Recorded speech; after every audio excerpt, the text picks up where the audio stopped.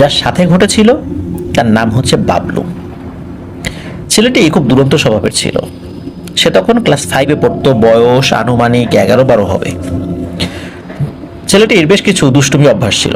ঠিকমতো গোসল করতো না, স্কুলে যেত না, লেখাপড়ায় ফাঁকি দিত, আর কোথাও কোনো কাকের বাসা দেখতে পেলেই হয়েছে সেই বাসা ভেঙে ফেলতো। কাক নাকি তার একদমই সহ্য হতো না। বলতে পারা যায় একরকম ডানপিটে স্বভাবের ছেলে।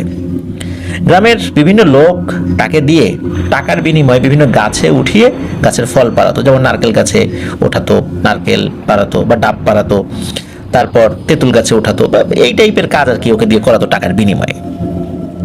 বাবলু কুকুর বিড়াল পালতেও খুব পছন্দ করতো, আর বিভিন্ন জায়গায় গিয়ে মাছ ধরতে, স্পেশালি চকে গিয়ে মাছ ধরতে পছন্দ করতো। এমন একটি দিনে বাবলুদের পুকুরে বড় বড় রুই মাছ ধরা হয়। তখন তার চাচি তাকে বলে যে তোর চাচাতো বোন শিউলির বাড়িতে এই রুই মাছটা দিয়ে আয়। তখন বাবলু তার চাচিকে বলে যে আমাকে 5 টাকা দাও, 2 টাকা নৌকা ভাড়া, বাকিটা সে কিছু কিনে খাবে। তার চাচিও তাকে 5 টাকা দেন। তো ওই শিউলির বাড়িতে যাওয়ার যে রাস্তা, এই রাস্তাটা নদীর কোল ঘেঁষে যেতে হয় আর কি, প্রায় 1.5 ঘন্টা লাগে হেঁটে যেতে। আর নৌকায় যাওয়া যায় একটা পথ, হেঁটে যাওয়ার পর মূলত নৌকায় যেতে হয় আর কি। নৌকাটা খুব ছোট নৌকা, অল্প একটু পথ আর কি নৌকায় পাড়ি দিতে হয় আর কি, 2 টাকা ভাড়া। আর বাবলু তো খুব খুশি, 5 টাকা পেয়েছে, 2 টাকা সে নৌকা ভাড়া দেবে, বাকি 3 টাকা তার। যখন সে বাসা থেকে বের হয় তখন বিকাল আসরের আজানের পরে। তো যাচ্ছে যাচ্ছে হাঁটতে হাঁটতে সন্ধ্যা তখনও হয়নি।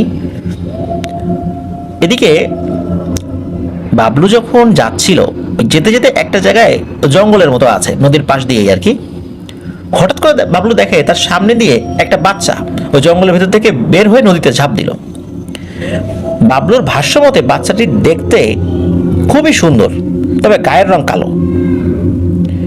হঠাৎ করে বাবলু এই দৃশ্য দেখে কোনো ধরনের কোনো চিন্তা ভাবনা না করে তার হাতে থাকা ওই রুই মাছটি মাটির উপর রেখে, 5টি টাকাও হাতে ছিল, ওটা রেখে নদীতে ঝাঁপ দেয়। ঝাঁপ দিয়ে বাচ্চাটাকে উপরে তোলে। উপরে তোলার পরেই দেখে যে কোথা থেকে 2জন মানুষ, একজন পুরুষ একজন মহিলা, তাদের গায়ের রঙও কালো, এরা এসে নদীর পাড়ে দাঁড়িয়েছে।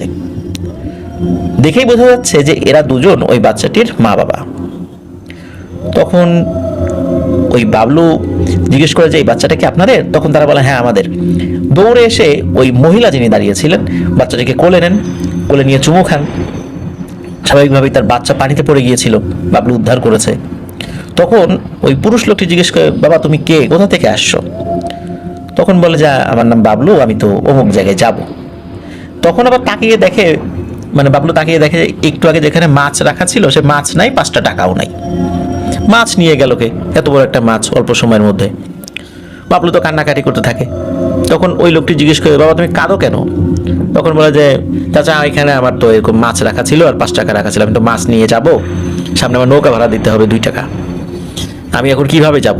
আর মাছ না নিয়ে আমি কি মানে মুখ দেখাবো কিভাবে? এই বিষয়গুলো বলতে থাকে আর বাবলু কাঁদতে থাকে। তখন ওই লোকটি বলে যে তুমি একটু অপেক্ষা করো, আমি আসছি। মোটামুটি 10 থেকে 15 সেকেন্ডের মধ্যেই ওই লোকটি আবার ফেরত আসে। উনি জঙ্গলের মধ্যে ঢুকে গেছিল, আবার বের হয়ে আসে, এসে বলে যে দেখো তো এইটা কি তোমার মাছ? বাবলু দেখে যে একটু আগে যে রুই মাছটা সে রওনা দিয়েছিল এটা আসলে সেই মাছ না, তবে রুই মাছ। এই মাছের সাইজটা আকারে বেশ বড়। আর সে যে রুই মাছটা নিয়ে রওনা দিয়েছিল সেই মাছটার মুখের ভেতর দিয়ে একটি লাল রঙের কাপড়ের সুতো বেঁধে দিয়ে তার নখের সাথে ঝুলিয়ে রেখেছিল। কিন্তু এটা দেখা যাচ্ছে যে এই লাল রঙের সুতো নেই, এখানে শুকনো খড় জাতীয় কিছু দিয়ে দড়ির মতো বানিয়ে মুখের ভিতর দিয়ে কানের ভিতর দিয়ে বের করে একটা গোলাকার জিনিস বানানো হয়েছে। তো দেখেই বোঝা যাচ্ছে এই মাছটি সেটা না। আর তাকে 5টি টাকার একটা নোট দেওয়া হয়। তবে শুরুতে বলা হয়েছে তুমি কি আরো বেশি টাকা নেবে? তো বাবলু বলে না আমি 5 টাকাই নিব। তখন তারা খুশি হয়ে 5 টাকাই দেয়। এই কারণে খুশি হয় তারা চিন্তা করেছে ছেলেটি তো আসলে নির্লোভ, আর যেভাবে মানুষের জীবন বাঁচানোর জন্য সে ঝাঁপিয়ে পড়েছে নদীতে, ছেলেটি ভালো। বাবলু কিন্তু তাদেরকে দেখে একদম স্বাভাবিক মানুষই মনে করেছে। একদম স্বাভাবিক মানুষ যেভাবে ড্রেস আপ থাকে তাদের একদম তেমনই, চেহারা স্রোত সবই একই রকম। বাবলু ওখান থেকে তাদের কাছ থেকে বিদায় নিয়ে চলে যায়। স্বাভাবিকভাবেই সে সেই তার চাচাতো বোন শিউলির বাড়িতে যায়, সেখানে মাছ দেয়, আবার বাড়িতে চলে আসে। তো ভালোই যাচ্ছিল সবকিছু, কোনো সমস্যা নেই। এই বিষয়টা বাবলু একদম ভুলে গিয়েছিল বলতে হবে। এই ঘটনার বেশ কয়েকদিন পরে বাবলু চিন্তা করছে যে আজকে সে মাছ ধরতে যাবে চকে। চকের পাশে লম্বা একটা খাল চলে গেছে, সেই খালের পাশে একটি মাটির রাস্তা আছে, তার পাশে একটি কলমি ক্ষেত আছে, সেখানে সে মাছ ধরবে। কলমি ক্ষেতটা পানিতে ডোবা ছিল, এখানে বেশ দেশি কিছু কিছু মাছ পাওয়া যেত। তার হাতে আবার সবসময় একটা কাঁচি থাকতো। ওই দিন অনেক রোদ থাকার কারণে বাবলু কি করেছিল, ওই কলমি ক্ষেতের ভিতর বসে মাছ ধরছিল, ভালোই মাছ পাচ্ছিল। কলমি ক্ষেতে অল্প পানি থাকায় সে কই, পুঁটি, টাকি এই জাতীয় মাছ ধরছিল আর কি। হঠাৎ করে প্রচন্ড বাতাস শুরু হয়, আর বাতাসে কলমিগুলো ঝুঁকে পানিতে ডুবে যাচ্ছিল, এত পরিমাণ বাতাস। বাবলু যেখানটায় ছিল তার পেছনে বড় বড় 3টা তাল গাছ ছিল। বাবলু হঠাৎ করে দেখতে পায় যে ওখানে 2টি তাল গাছে বড় বড় শকুন আকৃতির কোনো পাখি দেখা যাচ্ছে। মুখটা ঠিক বোঝা যাচ্ছিল না, তখন ভর দুপুর, আর অনেক রোদ থাকায় উপরের দিকে তাকানোর কারণে সূর্যের যেই প্রখরতা, এই কারণে সে ভালো করে তাকাতেও পারছিল না। তবে বাবলু বুঝতে পারছিল না ওটা আসলে শকুন নাকি অন্য কোনো বড় পাখি। তবে হঠাৎ করে বাবলুর কাছে মনে হলো যে অবয়ব দুটি শকুনের মতো মনে হচ্ছে, কিন্তু মুখ তো মানুষের মতো লাগে। তবে বাবলু কিন্তু ভালো করে বুঝতে পারেনি, তার কাছে হঠাৎ করে একটা মনে হয়েছে আর কি। শকুন দুটি তাল গাছের পাতার উপরে বসেছিল, আর ওই তাল পাতার ডালটা একদম ঝুঁকে পড়েছিল শকুনের ভারে। যাই হোক, তখন রোদ বেশি থাকায় তার মাছ ধরতেও কষ্ট হচ্ছিল, তাই সে ভাবলো আর ঘন্টাখানেক মাছ ধরে সে চলে যাবে। এর আগেও সে অনেকবার এখানে মাছ ধরতে এসেছিল। তো যখন মাছ ধরার জন্য তার ডান পাশে তাকায়, হঠাৎ করে সে দেখে সাদা রঙের একটি সাপ। এরকম সাপ সে আগে কখনোই দেখেনি। সাপটির পুরো শরীর পানি থেকে উপরে, শুধু মাথাটা পানিতে রেখে পানি খাচ্ছিল, এবং দেখে মনে হচ্ছে যে এই সাপটি বাতাসে ভেসে ভেসে পানি খাচ্ছে। বাবলুর আবার সাপ দেখলে মাথা খারাপ হয়ে যেত। সাপটাকে মারার জন্য সে উৎকণ্ঠায় সময় কাটাতো, কখন সে সাপটা মারবে, এটা তার স্বভাব ছিল। তো সে চিন্তা করে যে সাপটা যখনই মাথাটা পানি থেকে বের করবে, তখনই তার হাতে থাকা কাঁচি দিয়ে কোপ মারবে সাপটিকে। সাপটি যখন পানি খাওয়া শেষ করে মাথাটা উপরে তোলে, সাপটা কিন্তু বাবলুর একদম হাতের কাছেই ছিল। একটুটা কিছুটা পথ, সামান্য হয়তো 1 পা 2 পা পানির মধ্যে ফেলে এগিয়ে যেতে হবে। তো বাবলু কি করছে, ওই কাঁচি নিয়ে সাপের দিকে এগিয়ে যাচ্ছে। আবার এটাও ভেবেছে যে ওই যে 2টা শকুন উপরে বসে আছে, নিশ্চয়ই এই শকুন দুটি এই সাপটাকে ধরে খাবে, এই জন্য ওই শকুন দুটি উপরে বসে আছে। বাবলু তার হাতে থাকা কাঁচি দিয়ে ধমাধম 3-4টা কোপ বসিয়ে দেয় ওই সাপটিকে, এবং ধারালো ওই কাঁচির আঘাতে সাপটি কয়েক খণ্ড হয়ে যায়। সাপের গায়ে যখন কোপ মেরেছে, ওই সাপটি তখন কি করেছে, ওই পানির উপর তো ভেসে ভেসে খাচ্ছিল, ওই কোপ খাওয়া অবস্থাতেই সে মাটির উপর দিকে চলে এসেছে, উড়েই চলে এসেছে বলতে হবে। তখনও বাবলু ওই সাপটির শরীরে কোপ বসিয়েছে। সাপটির শরীর কয়েক খণ্ড হয়ে যায়, আর গ্রীষ্মকাল থাকায় মাটি ফেটে কিন্তু খরা হয়ে গিয়েছিল, আর ওই সাপটির শরীর থেকে এত পরিমাণ রক্ত বের হচ্ছিল যে তার রক্তে ওই ফাটা গর্তগুলো, যে মাটিতে ফেটে গর্ত হয়ে গিয়েছে, সেই গর্তগুলো ভরাট হয়ে যাচ্ছিল। বাবলু খুবই অবাক হয়, একটি সাপের মধ্যে এত রক্ত কিভাবে থাকে। আর সাপের রক্ত দিয়ে অদ্ভুত রকমের এক ধরনের গন্ধ বের হচ্ছে। এই গন্ধে বাবলু সেখানে বমি করে ফেলে। বাবলুর তখন মনে মায়াও হয়, মনে হয় যে হারে কাজটা অন্যায় করে ফেললাম। আর অন্যদিকে ওই সাপটির যে টুকরো অংশগুলো, এগুলো গড়াগড়ি খাচ্ছে। আর ওই সময় তাল গাছগুলোতে এত পরিমাণ বাতাস বইছিল যে বাবলুর কাছে মনে হচ্ছিল এই তাল গাছগুলো এখন উপরে এসে তার গায়ের উপর পড়বে। তার যে ছোট একটা পাত্র ছিল, একটা বদনা জাতীয় জিনিস, ওর মধ্যে মাছগুলো রেখেছিল, এটা যে বাতাসে উড়ে কোথায় গিয়ে পড়েছে এটাও তার খেয়াল নাই, এখন খুঁজেও পাওয়া যাবে না। তখন সে খুব ভয় পায়, মাছ ফেলে রেখে বাড়িতে যাওয়ার চিন্তা করে। তখন একজন চাচাকে এই বাবলু দূর থেকে দেখতে পায়। দূর থেকে বলে, এই বাবলু কি করিস সেখানে? তখন বাবলু আবার বলে, চাচা এদিকে আসো, দেখে যাও। চাচা এগিয়ে এসে বলে যে, বাবলু বলে যে, চাচা দেখো এই যে এত রক্ত। তখন চাচা বলে, আচ্ছা এত রক্ত কিসের? বাবলু তখন সব খুলে বলে যে সে একটি সাপকে মেরে ফেলেছে, আর তাল গাছে ওই শকুন বসা ছিল। এখন দেখে যে ঝড়ও থেমে গেছে, তাল গাছে কোনো শকুনও নাই, আর সাপের কোনো অস্তিত্বই সেখানে নাই, কিন্তু রক্ত সেখানে রয়েছে। ওই চাচা তো বাবলুর কথা বিশ্বাস করে না, তখন বলে, তুই নিশ্চয়ই কোনো ছাগল বা কোনো গরুর গায়ে কোপ দিয়েছিস। কার ছাগল বা কার গরুর গায়ে কোপ দিলি আবার তুই তো এমনিতেই একটু দুষ্টু প্রকৃতির। তখন বাবলু বারবার তাকে বোঝানোর চেষ্টা করে, কিন্তু ওই ব্যক্তিটি আর বোঝে না। তখন হালকা করে একটা ঘাড়ের উপর থাপড় দিয়ে বলে যায়, যা বাড়ি যা, ভর দুপুরে এখন বাড়ি যা, খাওয়া দাওয়া করে বিশ্রাম নে। তো বাবলু বাড়িতে চলে আসে। এর কয়েকদিন পার হয়ে যায়, কোনো সমস্যা হয় না। 4-5 দিন হয়ে গিয়েছে, বাবলু তো সব ভুলে গিয়েছে। 4-5 দিন পর বাবলু বড়শি নিয়ে ওই জায়গায় মাছ ধরতে গিয়েছে। কয়েকদিন আগে যে জায়গায় মাছ ধরেছে এটা কিন্তু তার আর মাথায় নাই, মানে মাছ ধরেছে বলতে কি এখানে যে ঘটনা ঘটছে এটা তার মাথায় নেই। মাছ ধরা শুরু করেছে কিন্তু কোনো মাছ পাচ্ছিল না, অনেকক্ষণ বসে থাকার পরেও মাছ পাচ্ছিল না। তখন সে চিন্তা করে ওই খালপাড়ের পাশে একটা জঙ্গল রয়েছে, ওর ভিতরে একটা পুকুর রয়েছে, সেখানে যাবে মাছ ধরতে। তো যেইভাবে সেই কাজ, চলে যায় সে সেখানে। ওই পুকুরের আশেপাশে 1-1.5 কিলোমিটার মধ্যে কিন্তু কোনো বসত বাড়ি নেই, শুধু জমি আর জমি। যাই হোক, সে ভালোই মাছ পাচ্ছিল সেখানে। কিছুক্ষণ পর সে দেখতে পায় পুকুরের পাশে ক্ষেতের মধ্যে একটি কালো রঙের গাড়ি জাতীয় কিছু একটা আসলো। গাড়ির মতোই মনে হচ্ছিল। ভাবলো, খুব অবাক হয় যে এখানে তো এই টাইপের কোনো গাড়ি আসার সুযোগই নাই। গাড়ি কেন, একটা সাইকেল চালিয়ে এখানে আসা অনেক কঠিন ব্যাপার, এখানে গাড়ি আসলো কিভাবে? আর এই গ্রামে গাড়ি আসতে হলে তো নদী পার হয়ে আসতে হবে, এখানে তো এরকম কোনো ব্রিজ নেই যে গাড়ি আসবে। ভাবলো, দেখলো ওই গাড়ি থেকে 5 জন লোক বের হলো, কালো টাইপের জুব্বা পরা। তো বাবলু চিন্তা করে যে যাদের পুকুর হয়তো তারা এখানে আসছে, এখানে থাকা ঠিক হবে না, তাড়াতাড়ি বড়শি নিয়ে বাড়ি চলে যাই। যাদের পুকুরটা তো আসলে রাগারাগি করবেই। তো বাবলু কিন্তু 3-4টা বড়শি নিয়ে সবসময় মাছ ধরতে যেত, একটা না একটা এটা সবসময় মাছ পেতই। তো বাবলু যখন 3-4টা বড়শি দ্রুত গুছিয়ে ওই পুকুরের এলাকা ছেড়ে পার হবে, মানে চলে যাবে, তখন ওই লোকগুলি খুট করে চারদিকে থেকে তাকে ঘিরে ফেলে এবং কোনো কথা ছাড়াই বাবলুকে মারতে শুরু করে।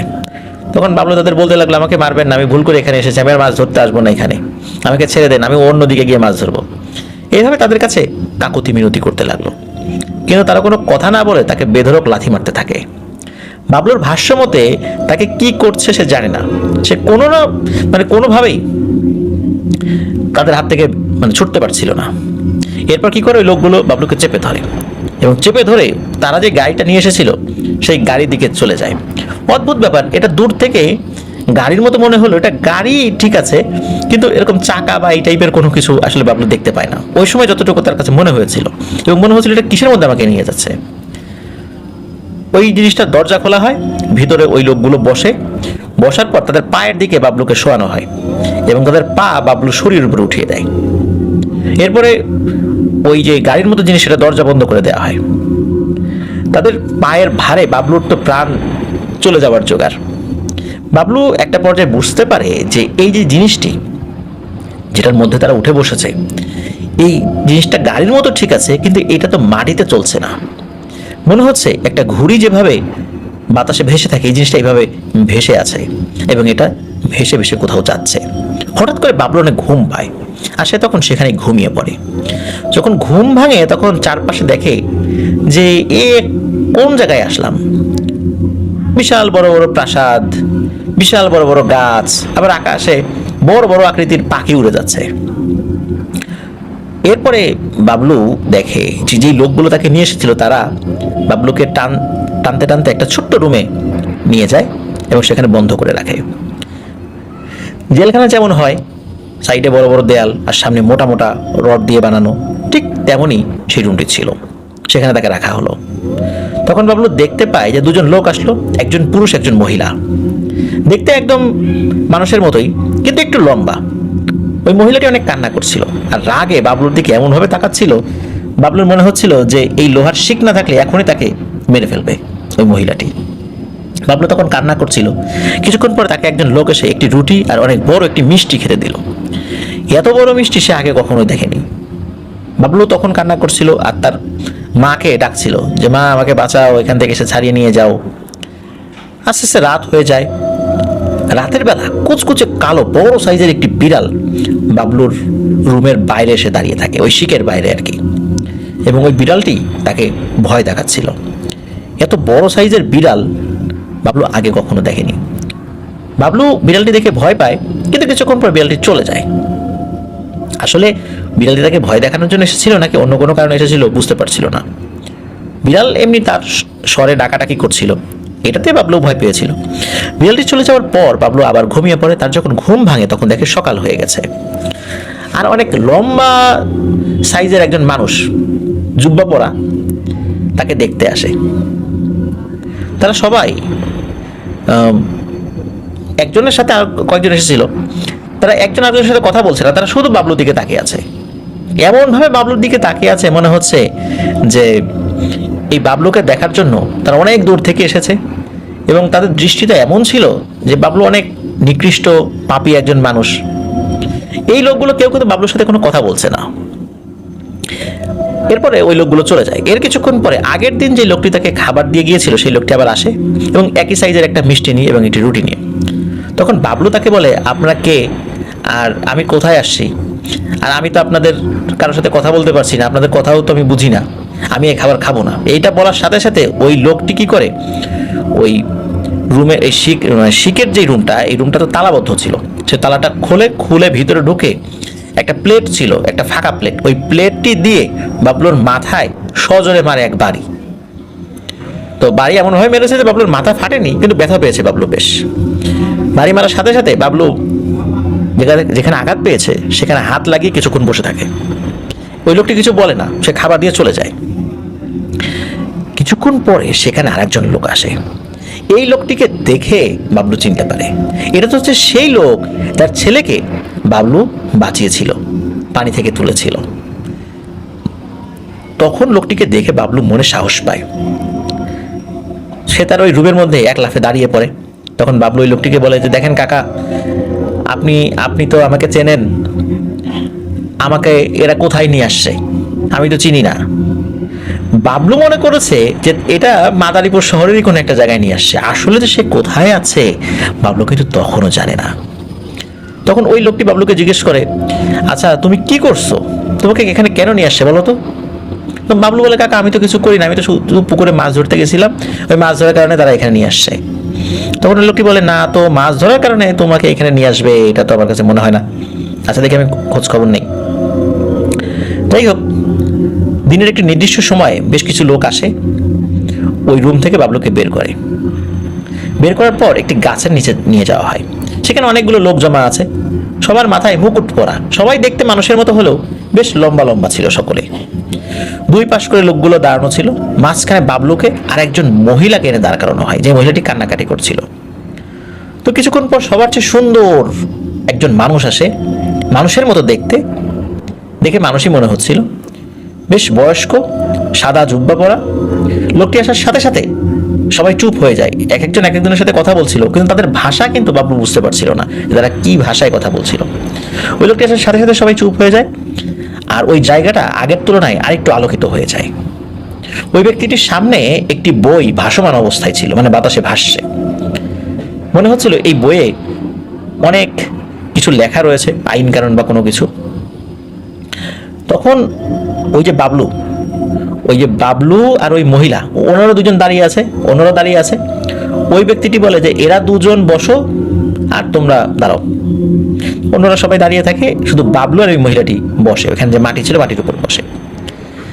ওই ব্যক্তিটি শুধু বাংলায় যতটুকু বলেছে যে তোমরা দুজন বসো আর অন্যরা দাঁড়াও, এতটুকু বাবলু বুঝেছে। এরপরে ওই ব্যক্তিটি অন্যদের সাথে কথা বলছে, ওই মহিলাটি ওই বৃদ্ধ ব্যক্তিটির সাথে কথা বলছে, কিন্তু আসলে তারা কি ভাষায় কথা বলছে বাবলুর আগা মাথা কিছুই মাথায় ধরছে না। তো একটা পর্যায়ে ওই মহিলাটি বলে ওঠে, এই যে এই ছেলেটা আমার ছেলেকে হত্যা করেছে, এতটুকু বুঝতে পেরেছে।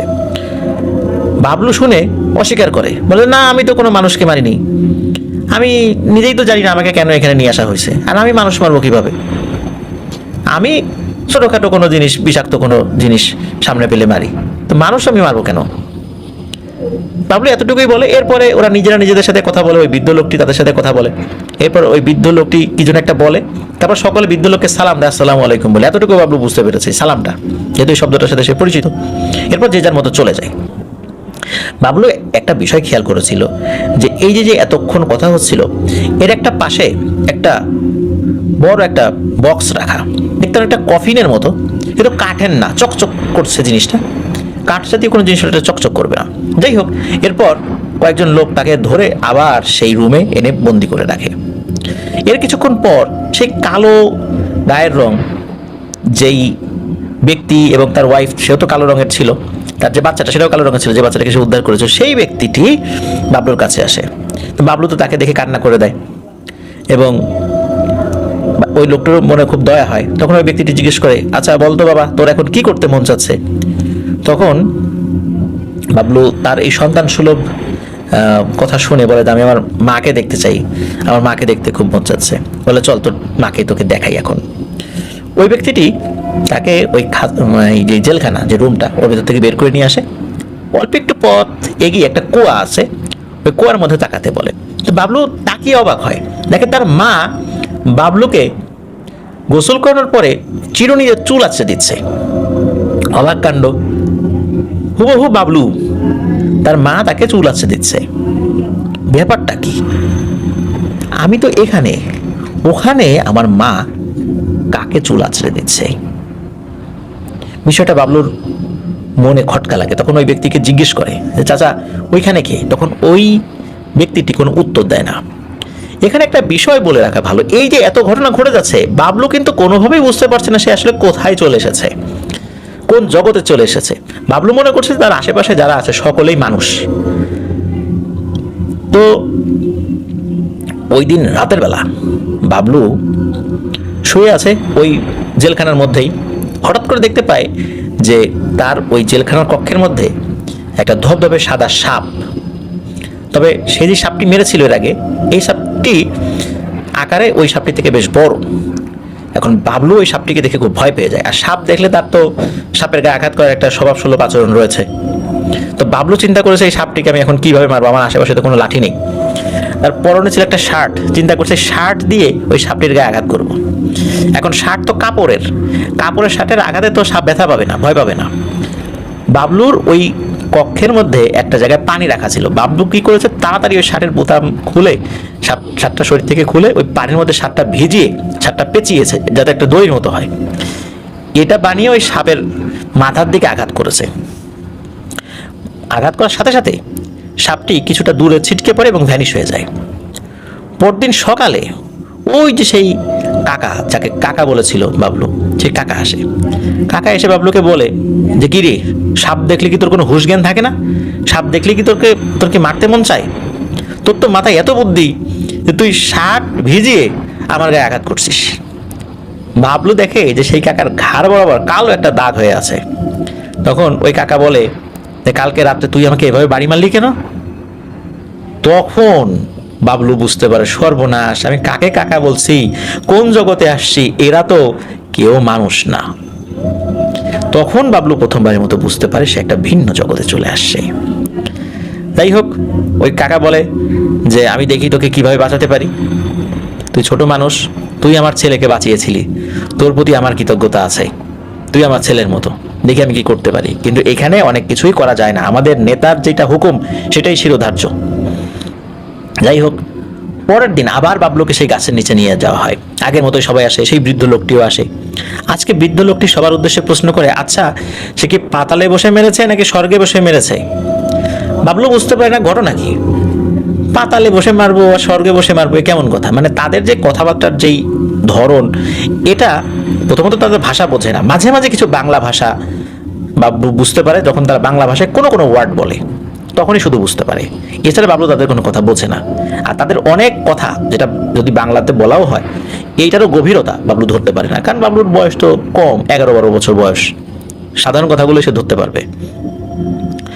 তখন এর মধ্যে থেকে একজন বলে ওঠে, যেহেতু ইনসান, ও পাতালে যাবে কিভাবে আর উপরে উঠবে কিভাবে? ও জমিনে বসে মেরেছে। তখন ওই বৃদ্ধ লোকটি বলে, আজকের মতো এতটুকুই থাক, আজকের বিচার এই পর্যন্তই, আমার অন্য জায়গায় বিচারে যেতে হবে, কালকে আবার দেখবো এই বিষয়টা, এতটুকু আমার জানার দরকার ছিল। ওই দিনের মতো সবাই আবার চলে গেল। আবার বাবলুকে সেই জায়গায় নিয়ে আসা হলো। বিকালের দিকে যখন বাবলুর কাছে মনে হয়েছে বিকাল বিকাল, তখন ওই যে রুমটা, ওই রুমের উপরের দিকে একটা জানালা ছিল। বাবলু কি করেছে, খুব তো বেশি উপরে না, সে কোনো না কোনোভাবে বেয়ে উপর দিকে উঠেছে। উঠে দেখে বাহিরে অনেক বাচ্চা খেলাধুলা করছে। এই বাচ্চাগুলো মানুষের মতোই, আশেপাশে অনেক ফাঁকা, খুব সুন্দর পরিবেশ। এইটা দেখার পর সে আবার দেয়াল বেয়ে নেমে যায়। আসলে এই কয়েকদিন তো বাবলুর একটা ঘোরের মধ্যে ছিল যে কি অবস্থা। ওই দিন হঠাৎ করে সে দেখে যে ওই রুমের পাশে আর একটা রুম রয়েছে, ওই রুমে দাড়ি গোফওয়ালা একজন ব্যক্তি বসে আছে।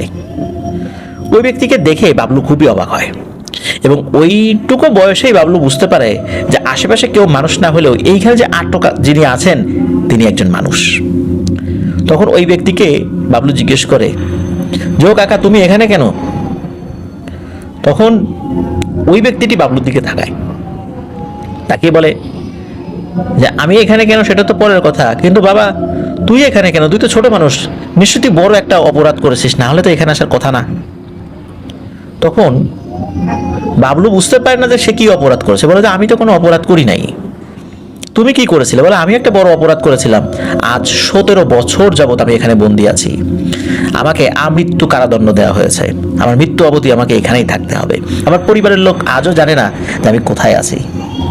এখন বাবলু হঠাৎ করে দেখে যে ওই ব্যক্তির যে সেল আর তার সেলের মধ্যে একটা পর্দা পড়ে গেল। ওই ব্যক্তিকে আর দেখতে পেল না সে। তার বাড়ি কোথায়, কি আশয় বিষয়ে কিছুই বলতে পারে না। এই বিষয়ে যে প্রশ্ন করবে তাকে, এটাও বলার সুযোগ হয়নি। যাই হোক, যখন দেখলো যে হঠাৎ করে ব্যক্তিকে দেখা যায় না, তার বাবলু তাকে বলে কাকা ও কাকা কোথায় গেলে, কিন্তু কোনো সারা শব্দ নাই।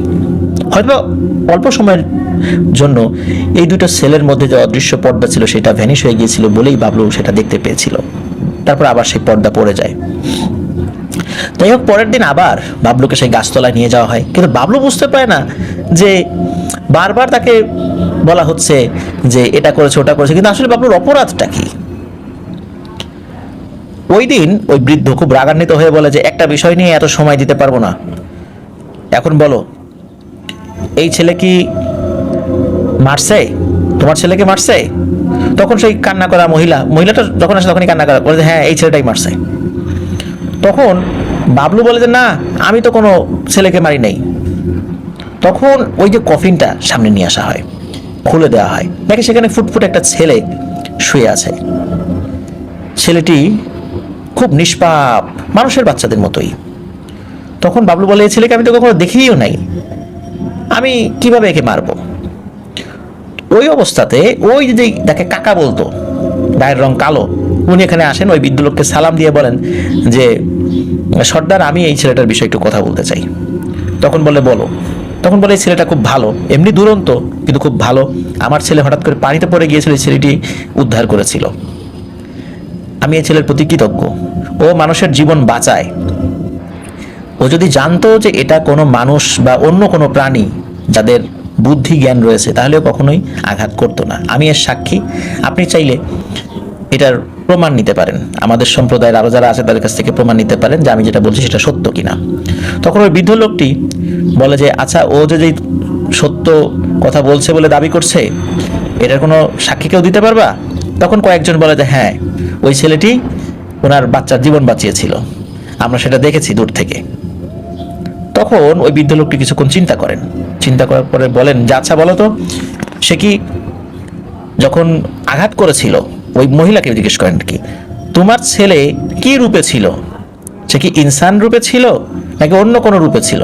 তখন ওই মহিলাটি থতমত খেয়ে বলে যে আমরা তো আমাদের এক শহর থেকে ফিরছিলাম, আমার ছেলের খুব পানি তেষ্টা পায়, তখন আমরা হাজব্যান্ড ওয়াইফ শকুনের রূপে একটা তাল গাছের উপর বসি এবং ওকে বলি যে পানি খেয়ে আসো। ও তখন সাদা সাপের রূপে পানি খেতে যায়, আর তখন এই ছেলেটি আঘাত করে। তখন জিনটি বলে যে মানুষের স্বভাবজাত ব্যাপার হচ্ছে সাপ দেখে ভয় পাওয়া, এবং সাপ দেখে ভয় পেলে তারা আঘাত করে। আর ও তো বাচ্চা মানুষ, ও তো বুঝতে পারেনি। পরিণত বয়স হলে ওকে আমি মৃত্যু কারাদণ্ড দিতাম বা মৃত্যুদণ্ড দিতাম, কিন্তু ও তো বুঝতে পারেনি। তারপর তোমার ছেলে সাপের আকৃতিতে সেখানে গেছে, সুতরাং আমি তো তাকে আর সাজা দিতে পারি না।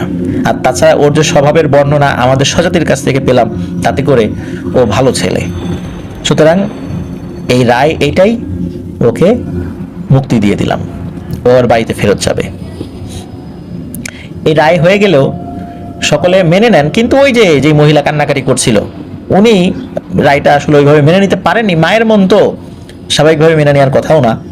তারপরও সর্দারদের হুকুম কিন্তু শিরোধার্য। মহিলাটি বলে ঠিক আছে, আমি রায় মেনে নিলাম, কিন্তু আমার সন্তান মারা গেছে, আমি তো বুঝতে পারছি আমার কষ্টটা কি। তারপর ওই বৃদ্ধ লোকটি বলে, সবর করো, নিশ্চয়ই সবরকারীদের জন্য মহান আল্লাহ সুবহানাহু ওয়া তাআলা সুসংবাদ দিয়েছেন, আল্লাহ তোমার কল্যাণ করবেন। এই কথা বলে ওই দিনের মতো বিচার কার্য শেষ হয়ে যায়। পরের দিন বাবলুকে ওই যেই লোকগুলা নিয়ে এসেছিল, 4-5 জন একটা মিলে নিয়ে এসেছিল, তারা ওই যে কালো রঙের যেই ব্যক্তিটা যাকে কাকা বলতো তার কাছে বুঝিয়ে দেয়। ওই ব্যক্তিটি বাবলুকে বলে, চোখ বন্ধ করো। বাবলু চোখ বন্ধ করে কয়েক সেকেন্ডের জন্য, এরপর চোখ খুলে দেখে কি যে ওই বাবলু সে তার বাড়ির সামনে দাঁড়িয়ে আছে। দৌড়ে বসে বাড়িতে চলে যায়। বেশ কয়েকদিন পরে বাড়িতে এসেছে, যাওয়ার পর তার মা বলে, কিরে বাবলু, তুই না মাত্রই গেলি, আবার কোথা থেকে আসলি? আর তোকে কত সুন্দর পরিপাটি করে আমি বিদায় দিলাম, তোর এই অবস্থা কেন? বাবলু বলে যে, কোথায় আমাকে বিদায় দিলাম, আমি তো মাত্রই বাসায় আসলাম। তখন বাবলু সব ঘটনা খুলে বলে। বাবলু দূর থেকে সেই কালো গায়ের রঙের সেই কাকাকে দেখছে, কিন্তু বাবলু কিন্তু বুঝতে পেরেছে তারা কেউ মানুষ না এবং তাকে কেউ দেখতেও পাবে না। দূর থেকে ওই ব্যক্তিটি হাত দিয়ে বিদায় জানিয়ে তিনি ভ্যানিশ হয়ে যান।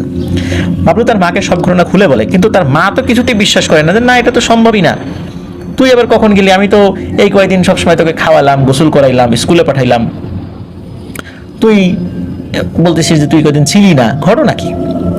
বাবলু কাউকে বিশ্বাস করাতে পারে না। তবে তার মা একটা বিষয় লক্ষ্য করেছিল, যে বাবলুর রূপে সে যখন অন্য একটা ছেলেকে যত্নাত্তি করছিল, এই ছেলেটির মধ্যে বেশ কিছু স্বভাব ভিন্ন রকমের ছিল। যেমন সে রেগুলার স্কুলে যেত, ওই কয়েকদিন আর কি কারোর সাথে তেমন কোনো কথা বলতো না। গ্রামের বেশ কিছু লোক তাকে দিয়ে গাছে উঠিয়ে ডাব তেঁতুল এগুলো পাড়াতে চেয়েছিল, কিন্তু সে ওঠেনি। মানে বাবলুর আমূল পরিবর্তন লক্ষ্য করেছিল। তখন বাবলুর মা বাবলুকে নিয়ে একজন ভালো হুজুরের কাছে যান। হুজুরের কাছে যাওয়ার পর তখন ওই হুজুর বলেন যে, হ্যাঁ, বাবলু যেটা বলেছে সেটা সত্য, আর তুমি যাতে বাবলুকে হারিয়ে কষ্ট না পাও, এই জন্য জিনদের মধ্যে থাকা একজন ব্যক্তি তার সন্তানকে তোমার কাছে পাঠিয়ে দিয়েছিল। আর সেটা হচ্ছে যে এই যেই জিনের সন্তানকে বাবলু বাঁচিয়েছিল, সেই সন্তানকেই বাবলু সাজিয়ে তোমার কাছে পাঠিয়ে দেওয়া হয়েছিল, যাতে করে তুমি তোমার ছেলের শোকে ভেঙে না পড়ো। বাবলু চলে আসছে এবং চলে আসার সাথে সাথে ওই ছেলেও সে তার পিতামাতার কাছে ফেরত গেছে। তো এভাবেই বাবলুর এই ঘটনাটি চারদিকে ছড়িয়ে পড়ে। তো আল্লাহ সুবহানাহু ওয়া তাআলা তো কিভাবে দেখেন একটা মানুষকে ওই পরিবেশ থেকে বাঁচিয়ে নিয়ে এসেছিলেন, আর বাবলু তার প্রিয় মানুষদের কাছে আবার ফেরত আসতে পেরেছিলেন। কেউ যদি যে কোনো প্রাণী হোক, জিন হোক, মানুষ হোক, কারো উপকার করে, আল্লাহ তাআলা কোনো না কোনো ভাবে এর প্রতিদান তো অবশ্যই দেন। বাবলু যে ছেলেকে বাঁচিয়েছিল, এই বাঁচানোর ওসিলায় কিন্তু বাবলু বিশাল এক বিপদের হাত থেকে বেঁচে গিয়েছিল আল্লাহর ইচ্ছায়। প্রিয় লিসেনার্স, আমরা আমাদের জায়গা থেকে আমরা চেষ্টা করব মানুষকে উপকার করার জন্য, এমনকি কোনো প্রাণীকেও যেন আমরা কষ্ট না দিই, এটি আমরা খেয়াল রাখবো। আমরা যেন জুলুমকারী না হই। আর জুলুমকারীর শাস্তি কি হবে, এটা দুনিয়া আখিরাত দুই জায়গাতেই সে শাস্তি পাবে। আল্লাহ আমাদেরকে হেফাজত করুন। প্রিয় লিসেনার্স, আশা করছি ঘটনাটি আপনাদের ভালো লেগেছে। চলুন চলে যাই আমাদের এবারের এপিসোডের পরবর্তী আরও একটি নতুন ঘটনায়।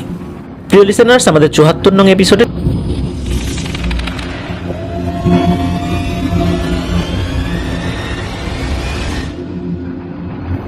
আবারও স্বাগতম জানাচ্ছি প্রিয় লিসেনার্স আমাদের ৭৪ নং এপিসোডের নতুন আরও একটি ঘটনায়। এখন যে ঘটনাটি আমি আপনাদের সাথে শেয়ার করতে যাচ্ছি, এই ঘটনাটি আমাদেরকে পাঠিয়েছেন আব্দুল্লাহ ভাই, আর ওনার বাড়ি মুন্সিগঞ্জের গজারিয়াতে। ঘটনাটি ঘটেছিল ২০০৯ সালের ফেব্রুয়ারি মাসে। উনি ওনার নানাবাড়ি বেড়াতে গিয়েছিলেন। ওনার নানাবাড়ি শরীয়তপুরের জাজিরা উপজেলায়। ওনার মাছ ধরা কিন্তু ব্যাপক নেশা।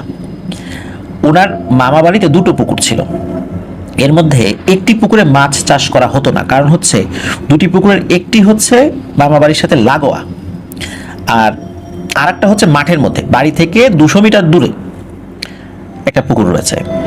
ওই পুকুরের সাথে আবার ওই খাল বা একটা নালা রয়েছে। শীতের সিজনে কিন্তু এগুলোতে কোনো পানি থাকে না, ওই খাল বা নালাতে। পুকুরে একটু পানি থাকে।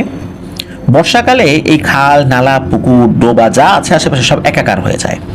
তখন বিভিন্ন ধরনের মাছ, শিং মাছ, বোয়াল মাছ, গজার মাছ, কই মাছ, আরও বিভিন্ন প্রজাতির মাছ তখন চারদিকে ছড়িয়ে পড়ে। আর বর্ষা যখন শেষ হয়ে যায় তখন স্বাভাবিকভাবে পানি কমে যায়, ওই পুকুরের মধ্যে কিন্তু অনেক মাছ আটকা পড়ে, দেশি মাছগুলো। আর শীতকালে পানি সেচ দিয়ে এই মাছগুলো ওনারা ধরেন।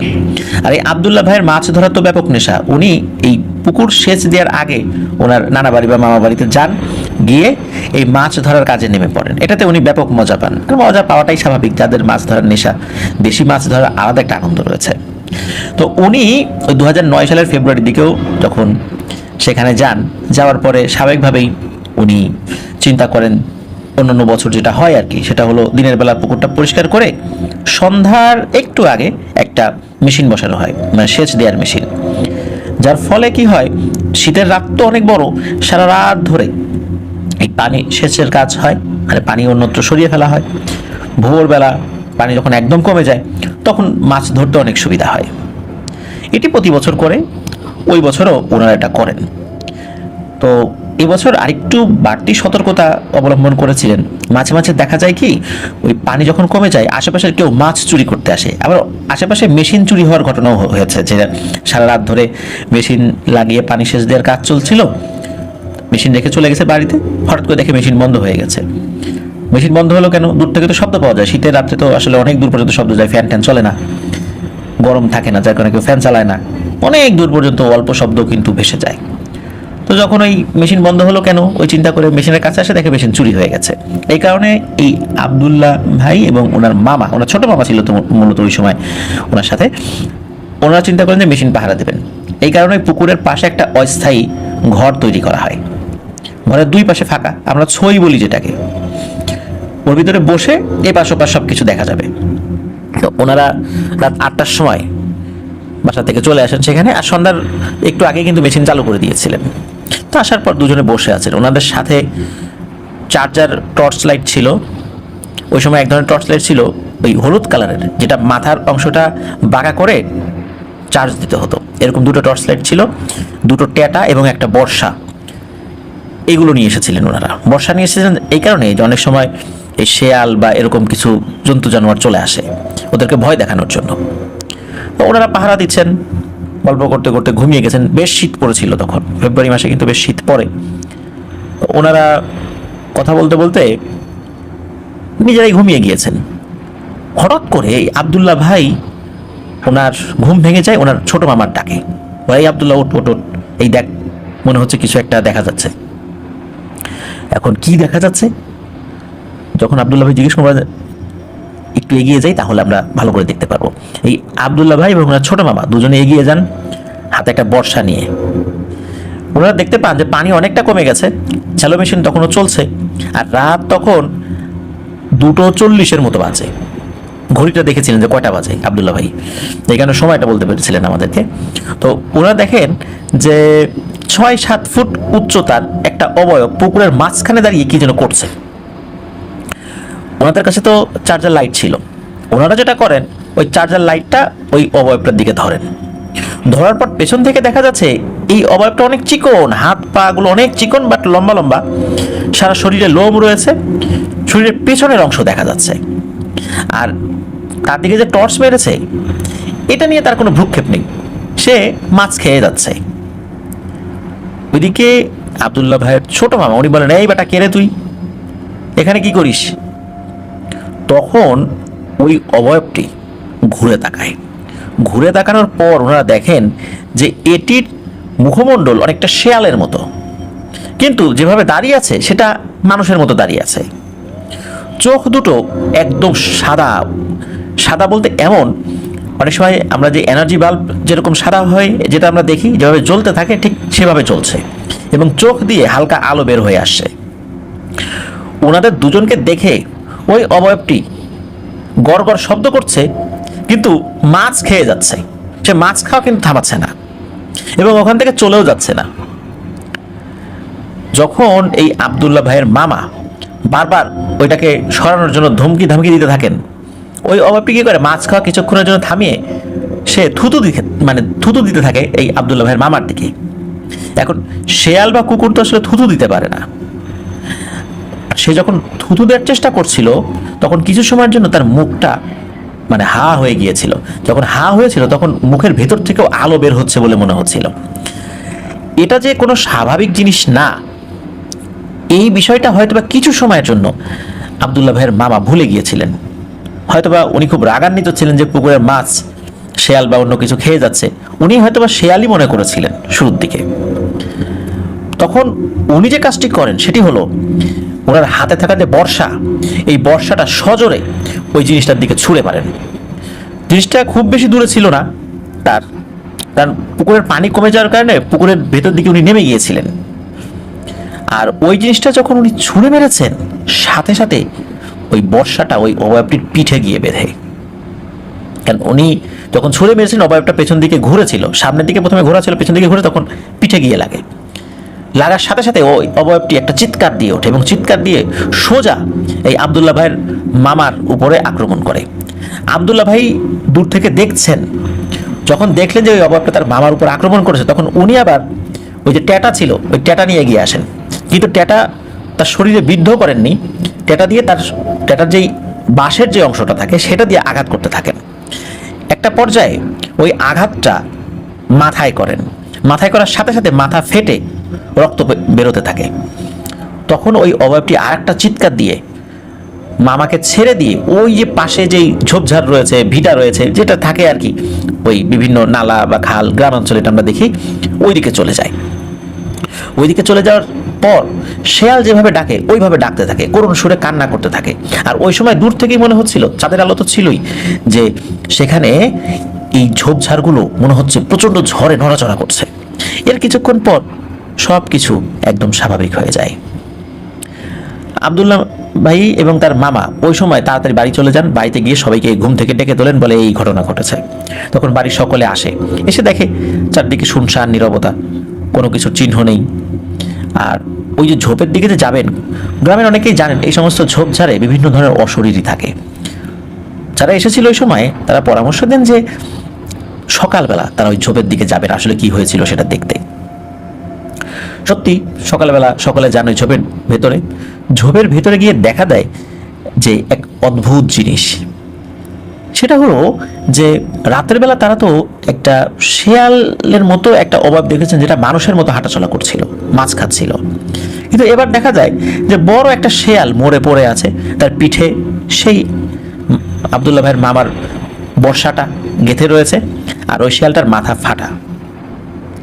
গ্রামের সকলে বলে যে তোমরা বড় সড়ো একটা শেয়ালই দেখেছিলে, শেয়াল এসেছিল মাছ খেতে, তোমরা এই শেয়ালের সাথে যুদ্ধ করেছো, আসলে এটা জিন ভূত কিছু না।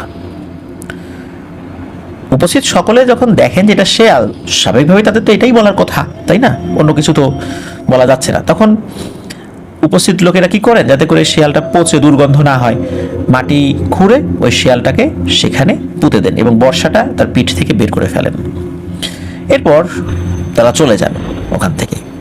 সকলে বলছিল তারা শেয়ালকে আঘাত করেছে রাতের বেলা, কিন্তু এই আব্দুল্লাহ ভাই এবং তার মামা তারা তো আসলে কাউকে ওভাবে বোঝাতে পারছিলেন না যে আসলে ওটা শেয়াল ছিল না। শেয়াল কখনো থুতু দিতে পারে না, শেয়াল এভাবে মানুষের মতো দাঁড়াতে পারে না, শেয়ালের চোখ এভাবে লাইটের মতো জ্বলে না, আর গলার ভেতরেও আলো থাকে না বা মুখের মধ্যে আলো থাকে না। তাহলে এটা কি ছিল? ওনাদের মনে খটকা লাগে। ওনারা কি করেন, পার্শ্ববর্তী একজন ভালো হুজুরের সন্ধান পান, সেখানে যান। ওই হুজুরের সাথে জিন থাকতো, জিনদের কাছ থেকে বিভিন্ন তথ্য নিয়ে উনি মানুষকে উপকার করতেন। সবসময় জিনদেরকে ডাকতেন না, যখন প্রয়োজন হতো তখন ডাকতেন। তখন ওই ব্যক্তির কাছে গিয়ে রাত্রের সমস্ত ঘটনা তারা দুজন খুলে বলেন। খুলে বলার পর উনি বলেন যে ঠিক আছে, আপাতত তোমাদেরকে ঝাড়ফুঁক করে দিচ্ছি, আর আমি আমার জিনদেরকে ডেকে জিজ্ঞেস করি আসলে ব্যাপারটা কি হয়েছিল, এটা কি আসলে শেয়াল ছিল নাকি তোমরা ভুল দেখেছিলে, সব বিষয়গুলো আমি জেনে নিই। একদিন পরে আসরের নামাজের পরে যেতে বলেন। তো একদিন পরে ওনারা আসরের নামাজের পরে যান। এর মধ্যে কিন্তু ওনাদের সাথে কোনো সমস্যা হয়নি। যখন ওনারা গিয়েছেন সেই হুজুরের কাছে, তো হুজুর যে তথ্যগুলো দেন সত্যি খুব অবাক করা তথ্য। হুজুর বলেন যে তার জিনেরা তথ্য নিয়ে জানতে পেরেছে এক ভিন্ন রকমের তথ্য। সেটা হলো যে এটা আসলে একটা জিনই ছিল,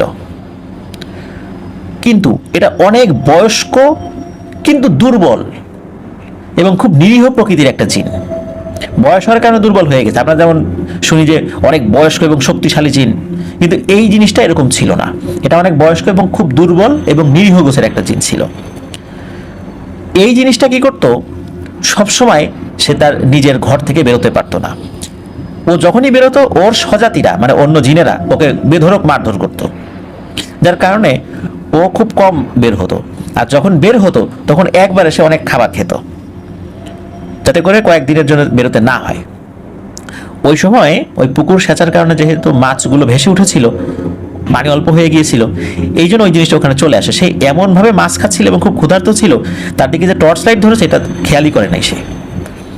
তারপরে সে মাছ খেয়েই যাচ্ছিল, কারণ সে অনেক ক্ষুধার্ত ছিল।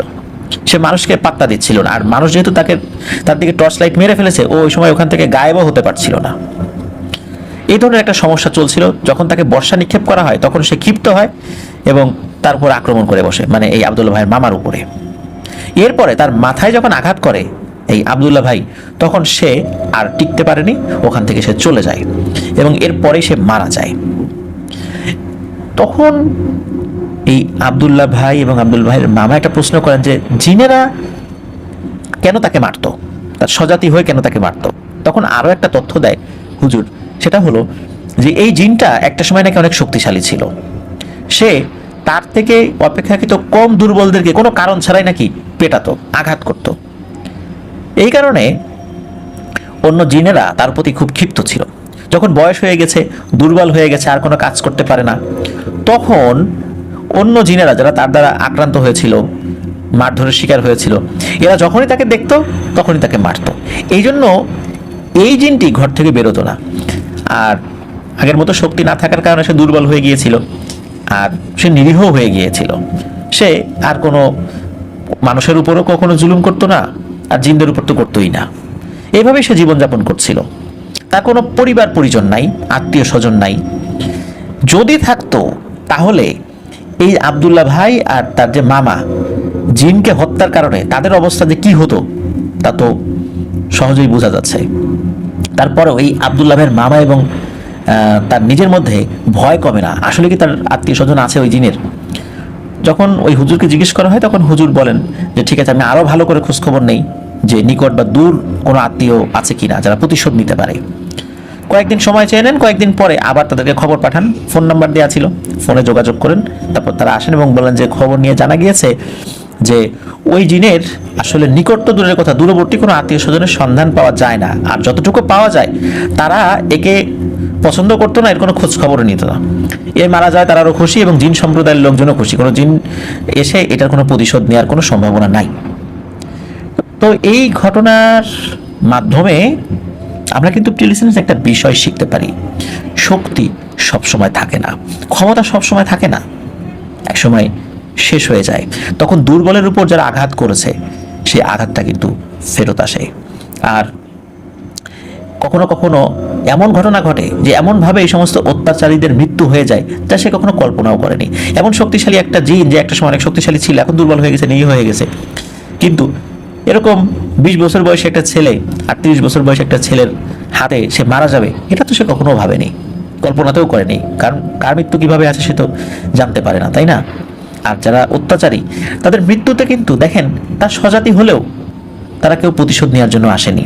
আর এই আব্দুল্লাহ ভাই এবং তার মামার সাথেও কিন্তু অদ্যাবধি কোনো ধরনের কোনো প্যারানরমাল ঘটনা বা এই ঘটনা ঘটানোর কারণে কোনো সমস্যা তাদের সাথে হয়নি। এই ঘটনা থেকে আমরা কিন্তু অনেক কিছু শিখলাম প্রিয় লিসেনার্স, তাই না? আর এই শিক্ষাটা আমাদের বাস্তব জীবনে কাজে লাগাতে হবে। আমরা কারো উপর যেন জুলুম না করি। মজলুমের দোয়া কিন্তু আল্লাহর কাছে কবুল হয়ে যায়, কোনো না কোনোভাবে সেটা কিন্তু ফেরত আসবে টুডে অর টুমরো। আর আরও একটা অবাক করা তথ্য, এই জিনটার বয়স ছিল কিন্তু 3000 বছরেরও বেশি। তাহলে বুঝতেই পারছেন কতদিন সে হায়াত পেয়েছিল, কত জুলুম সে করেছিল, কিন্তু সেটাই একটা সময় ফেরত এসেছে। তার থেকে অপেক্ষাকৃত দুর্বল দুজন ব্যক্তির হাতে তার মৃত্যু হলো। আল্লাহ আমাদেরকে এই ঘটনা থেকে শিক্ষা নেওয়ার তৌফিক দান করুন। প্রিয় লিসেনার্স, চলুন চলে যাই আমাদের 74 নং এপিসোডের পরবর্তী আরও একটি নতুন ঘটনায়।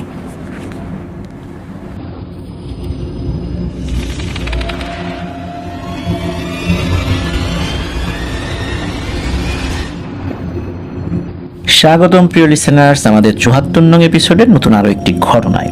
এখন যে ঘটনাটি আমি আপনাদের সাথে শেয়ার করতে যাচ্ছি, এই ঘটনাটি আমাদেরকে পাঠিয়েছেন মোহাম্মদ আবু সাইদ ভাই। ওনার বাড়ি টাঙ্গাইল জেলার নাগরপুর উপজেলার লখিদা নামক একটি গ্রামে। ঘটনাটি ওনার গ্রামে আসা তাবলিগ জামাতের এক ভাইয়ের সাথে ঘটেছিল। ওনাদের গ্রামের মসজিদে তাবলিগ জামাতের লোক হামেশাই আসেন, তারা ওনাদের ওই মসজিদে 3 দিন থাকেন। এই সূত্রে তাদের সাথে সবসময় একটা ভালো সম্পর্ক কিন্তু হয়েই যায়। 3 দিন পর ওনাদের গ্রামের মসজিদ ছেড়ে পাশের গ্রামের মসজিদে তাবলিগ জামাতের লোকেরা চলে যান। তো ওনাদের গ্রামের যে মসজিদটা, সেই মসজিদটা এমন একটা জায়গাটা গাছ ছমছমে বলতে হবে, একটা ভৌতিক জায়গা। মসজিদের সামনে কবরস্থান, অন্য সাইডে নদী, তার উপর পাশে একটি জঙ্গল। ওই জঙ্গলের কাছাকাছি জায়গায় ছিল মসজিদের ওয়াশরুম। তো তাবলিগে আসা এমন একজন সাথী ভাই, লোকটির নাম হচ্ছে আব্দুস সামাদ। ওনার সাথে একটি ঘটনা ঘটেছিল, এটি 2015 সালের দিকে ঘটেছিল। ব্যক্তিটি মাদ্রাসায় চাকরি করতেন, বেশ ইমান আমলওয়ালা একজন মানুষ ছিলেন। টুকটাক জিনে ধরা লোকদের চিকিৎসা উনি করতেন। জিন সম্পর্কে কিছু কিছু বিষয় ওনার বেশ ভালোই জানা ছিল। পাশের গ্রামের মসজিদে যাওয়ার পর ওনাদের সবকিছু ঠিকঠাকই ছিল। রাত 2টোর দিকে ওনাদের, তো তখন ঘুমের সময়, 2টোর দিকে ওনার ঘুম ভেঙে যায়। ওনার সাহস কিন্তু বেশ ভালোই বলতে হবে, যেহেতু টুকটাক জিনে ধরা রোগীর চিকিৎসা করতেন। আর অচেনা গ্রাম হলে ওরা 2টোর দিকে একাই উনি ওয়াশরুমে যাওয়ার জন্য বের হয়ে যান। তো ওয়াশরুমটা ছিল জঙ্গলের কাছাকাছি আর কি, মানে একদম জঙ্গলের পাশে না, মসজিদ এবং জঙ্গলের মিডিলে বা এরকম জায়গায় আর কি। মসজিদ থেকে হেঁটে যেতে 1 মিনিটের দূরত্ব সর্বোচ্চ। তো ওয়াশরুমে যাওয়ার সময় সবকিছু স্বাভাবিক ছিল।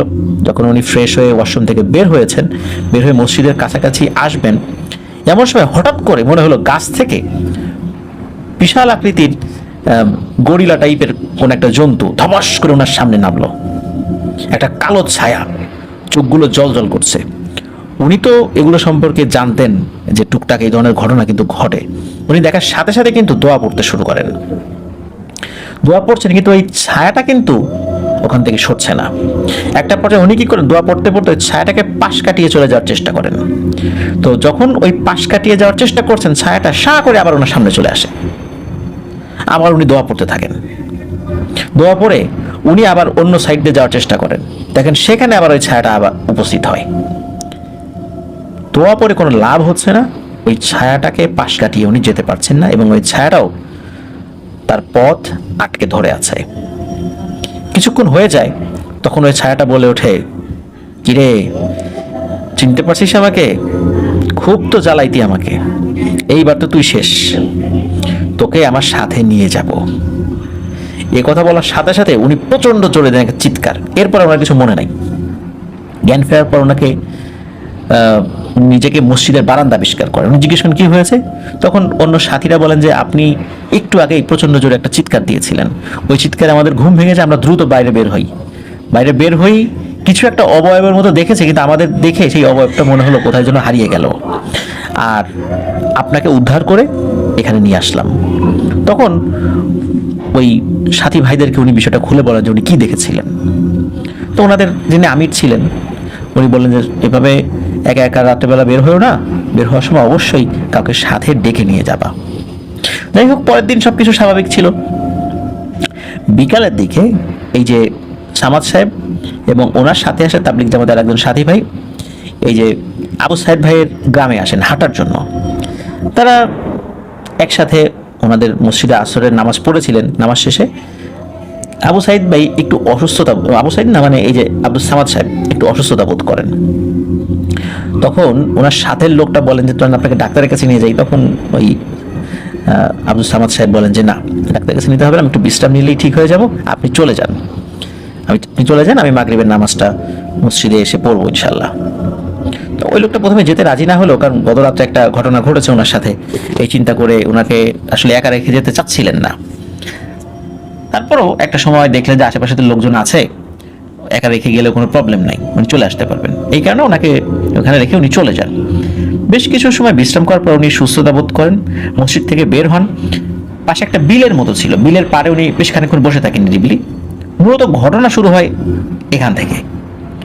তিনি যেখানে বসেছিলেন তার থেকে একটু দূরে ছিল একটা শ্মশান ঘাট, আর শ্মশান থেকে আরেকটু দূরে ছিল একটা বট গাছ, আর বট গাছের পাশেই ছিল একটা হিজল গাছ। জায়গাটা কিন্তু বেশ ভয়ানক ছিল। কোনো মানুষ তো রাত্রে সেখানে যাওয়ার সাহস তো করতোই না, দিনের বেলাতেও কোনো প্রয়োজন ছাড়া সেখান দিয়ে মানুষ আসলে আসা যাওয়া করতো না। আর হিজল গাছটা নিয়ে কিন্তু এলাকায় বহু কথা প্রচলিত রয়েছে এখনো।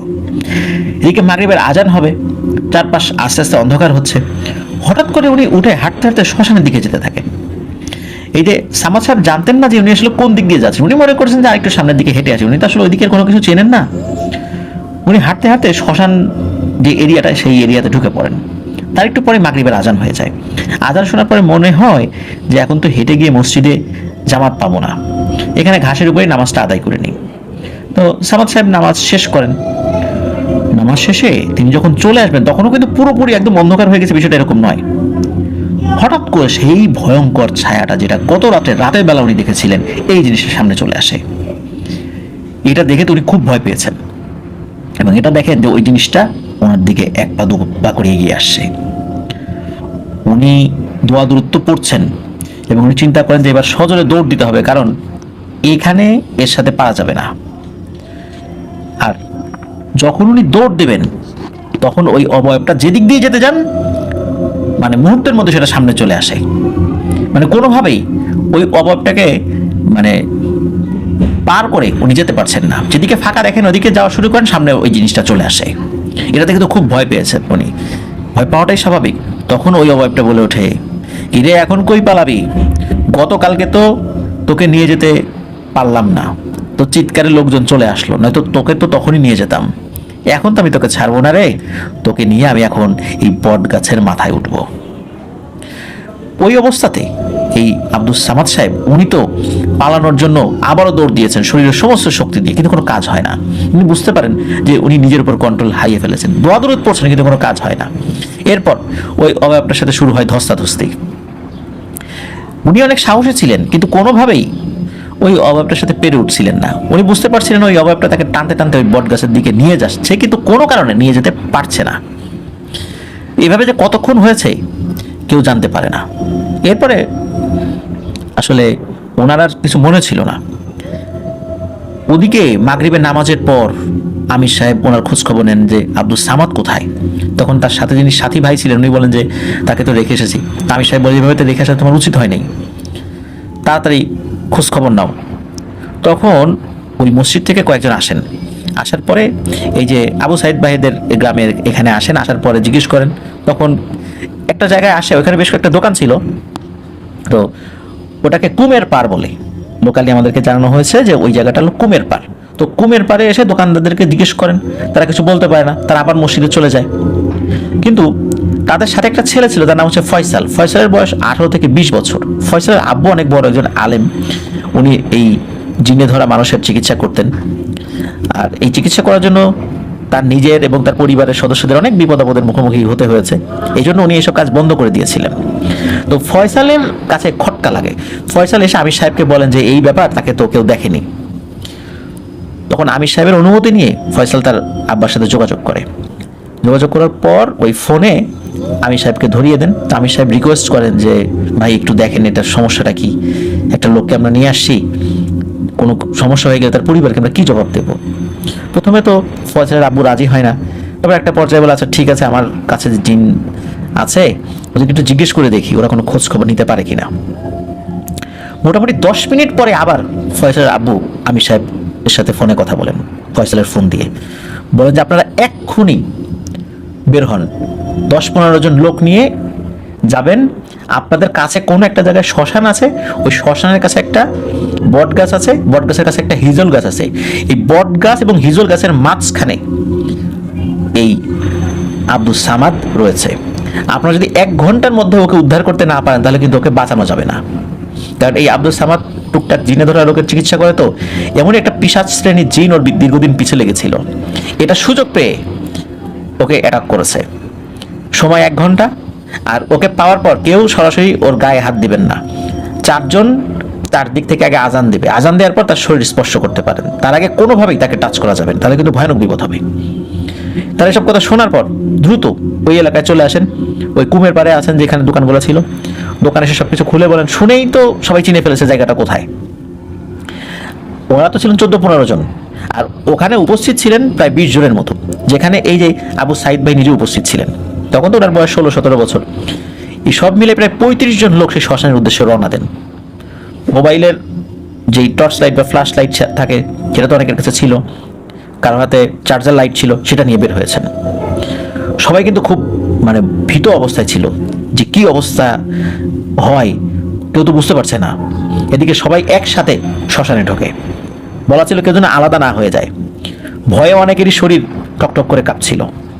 শ্মশানটা ছিল নদীর পাড় ঘেঁষে, সবাই তো একসাথেই ছিল, যেহেতু শুরু করলেন সবাই মিলে তাকে খোঁজা।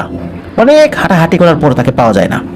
হঠাৎ একজন অনেক দূর থেকে লাইট ধরলো, ধরার পরে দেখে যে একটা কবরের উপরে মানুষের মধ্যে কিছু একটা দেখা যাচ্ছে। শ্মশানে কিন্তু সবাইকে পোড়ানো হয় না, কাউকে কাউকে কিন্তু দাফনও করা হয়। মানুষের মধ্যে কিছু একটা দেখা যাচ্ছে একটা উঁচু জায়গায়।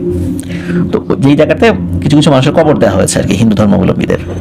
তো ওইদিকে সবাই এগিয়ে যায়, দেখে সত্যি এক পাশে বট গাছ, আর এক সাইডে একটু দূরে হিজল গাছ, এর মাঝামাঝি ওই জায়গাটা একটা কবরের উপর খুব সুন্দরভাবে তাকে শুইয়ে রাখা হয়েছে। তার মাথায় যে টুপিটা ছিল, টুপিটা এক পাশে পড়ে আছে, পাশে কিছু টাকা পড়ে আছে যেটা হয়তো ওনার কাছে ছিল। ওনার লুঙ্গি যেটা পড়েছে সেটা সব ঠিকঠাকই আছে। উনি দুইটা কণ্ঠে কথা বলছেন, একজন বলছে আমার নামাজের সময় হয়েছে, নামাজ পড়বো, আর একজন বলছে না এখন তোকে বট গাছে নিয়ে উঠবো।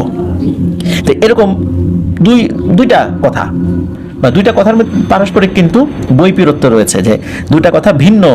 একজন একটা বলছে যে নামাজ পড়বো, আর একটা বলছে যে শ্মশানে উঠবো। তো এই বিপরীতমুখী কথা তার মুখ দিয়ে বের হচ্ছে। আর আগে থেকে তো বলা ছিল 4 জন পাশে দাঁড়িয়ে আজান দেবে, সেই অনুযায়ী আজান দেওয়া হয়। আজান দেওয়ার সাথে সাথে ওনার হুঁশ ফিরতে শুরু করে। তখন সবাই মিলে তাকে উদ্ধার করে মসজিদে নিয়ে আসা হয়। তার পরের দিন এই যে ফয়সালের আব্বু, তিনি এই আমির সাহেবকে জানান যে যখন তার অনুগত জিনদেরকে পাঠিয়েছিলেন তখন গিয়ে দেখেন যে খুবই বাজে অবস্থা, একটা পিশাচ তাকে হত্যা করার জন্য উদ্যত হয়েছে এবং তাকে নিয়ে বটগাছে উঠেছে। বটগাছে যদি শুধু একবার উঠতে পারতো তাহলে তাকে আর জীবিত পাওয়া যেত না, ডেড বডি পাওয়া যেত। তখন যেই জিনেরা গিয়েছিল তারা তো ভালো জিন, তারা ওইখানে ওই পিশাচটাকে প্রতিহত করার চেষ্টা করে, কিন্তু সেখানে আরো দুষ্টু শ্রেণীর পিশাচ ছিল যারা এসে যোগ দেয় ওই দুষ্টু পিশাচটার সাথে। এখন এরা তো মানে হাতে গোনা কয়েকজন গিয়েছে খবর নেওয়ার জন্য, তারা তো ওরকম মল্লযুদ্ধ, মুষ্টিযুদ্ধ বা কোনো আর্মস হাতে নিয়ে যায় না যে তাদের সাথে যুদ্ধ করবে। কিন্তু ওই অবস্থাতে তারা যতটুকু পারে তর্কাতর্কি করে তাদেরকে ব্যস্ত রাখার চেষ্টা করছিল, এবং সময় ছিল 1 ঘন্টা, এর মধ্যে যেতে হবে। অন্য জিনেরা ওখান থেকে দ্রুত ফেরত এসে ফয়সাল আব্বুকে জানায় যে দ্রুত পাঠান, এরপরে কিন্তু ওরা যারা গিয়েছে ওরা কিন্তু ওদের শক্তির সাথে পেরে উঠবে না, একটা পর্যায়ে আক্রমণ করেই বসবে, সুতরাং দ্রুত মানুষকে পাঠাতে হবে। তখন মূলত এই লোকগুলোকে পাঠানো হয়, এবং যাওয়ার পর এই যে শুনছে যে আমরা নামাজ পড়বো, বলছে আমি নামাজ পড়বো, নাকে নিয়ে বট গাছ উঠবো, এই কথাগুলো শুনতে পাই। মূলত এই যে জিনদের সাথে কথোপকথন হচ্ছিল। মানুষের উপস্থিতির কারণে পরে এই আব্দুস সামাদ সাহেবের আর কোনো ক্ষতি আল্লাহর অশেষ রহমতে করতে পারেনি ওই দুষ্টু জিনেরা। তো ওনাকে ওখান থেকে উদ্ধার করা হয়। পরে ফয়সালের আব্বু আমির সাহেবকে বলেন আপনারা দ্রুত এই মসজিদটা ছেড়ে অন্য গ্রামের মসজিদে চলে যান, তাহলে সব ঠিকঠাক হয়ে যাবে। ওনারা অন্য গ্রামের মসজিদে চলে যান, আল্লাহর রহমতে আর কোনো সমস্যা হয়নি। প্রিয় লিসেনার্স, এটা ছিল ঘটনা। এই ঘটনায় আমি দুটো বিষয় আপনাদের কাছে বলতে চাই। সেটা হলো যে একটি কথা তো প্রচলিত আছে যে অল্প বিদ্যা ভয়ঙ্করী। খুব ভালো আলেমের কাছ থেকে অনুমতি বা তার কাছ থেকে বিভিন্ন এই রুকিয়া না শিখে, জিন তাড়ানোর পদ্ধতি না শিখে, কোনো বই পড়ে কেতাবাদি পড়ে এই টাইপের কাজ করতে গেলে কিন্তু বিপদ আছে। আমি জানি না আব্দুল সামাদ সাহেব এরকম কিছু করতেন কিনা, হয়তো বা করতেন না, উনি ভালোভাবে শিখেছিলেন, কিন্তু আরো ভালো করে না শিখে কোনো জিনিস করতে গেলে স্বাভাবিকভাবেই তো বিপদ আসবেই। আর আমাদের মধ্যে অনেকেই চিন্তা করেন যে কেউ একজন ভালো রাকি হবেন, রুকিয়া করবেন, অবশ্যই সেটা প্রশংসনীয় কাজ বা উদ্যোগ আমি বলবো, কিন্তু আপনাদের কাছে আমার বিনীত অনুরোধ, ভালো কোনো আলেমের তত্ত্বাবধানে থেকে দীর্ঘ সময় ধরে জেনে বুঝে তারপর এই কাজ তার অনুমতি নিয়ে শুরু করতে হবে। তিনি বুঝবেন যে কোন পর্যায়ে আপনাকে অনুমতি দেওয়া যায়, কোন পর্যায়ে আপনাকে অনুমতি দিলে আপনি কাজ শুরু করলে বিপদ আপদ কম হবে। নিজে নিজে বই পড়ে খবরদারি কাজ করতে যাবেন না। এমনি টুকটাক ঝাড়ফুঁক যেটা আমরা নিজেরা করি, আমরা নিজেদের শরীরের উপরে আমরা ফু দিই, আমাদের সন্তানাদি পরিবার পরিজনদেরকে ফু দিই সালাত পড়ে, ফরজ নামাজের পর বিশেষ করে, এগুলোর জন্য রাখি হওয়ার প্রয়োজন নাই। কিন্তু আপনি যখনই কোনো জিনে ধরা রোগী ট্রিটমেন্ট করতে যাবেন তখনই আপনাকে বিশেষ সতর্কতা অবলম্বন করতে হবে। হুটহাট করে কারো কথায় প্ররোচিত হয়ে কখনোই এই ধরনের রুকিয়া করা যাবে না। অবশ্যই অবশ্যই আবারও বলছি, ভালো কোনো আলেমের কাছ থেকে অনুমতি ছাড়া, তার কাছ থেকে হাতে কলমে বিষয়গুলো শিখে নেওয়া ছাড়া এই কাজ বই দেখে বই পড়ে করা যাবে না। সকলে সতর্ক থাকবো ইনশাল্লাহ। আশা করছি ঘটনাটি আপনাদের ভালো লেগেছে। চলুন আমরা চলে যাই আমাদের পরবর্তী আরো একটি নতুন ঘটনায়। স্বাগতম।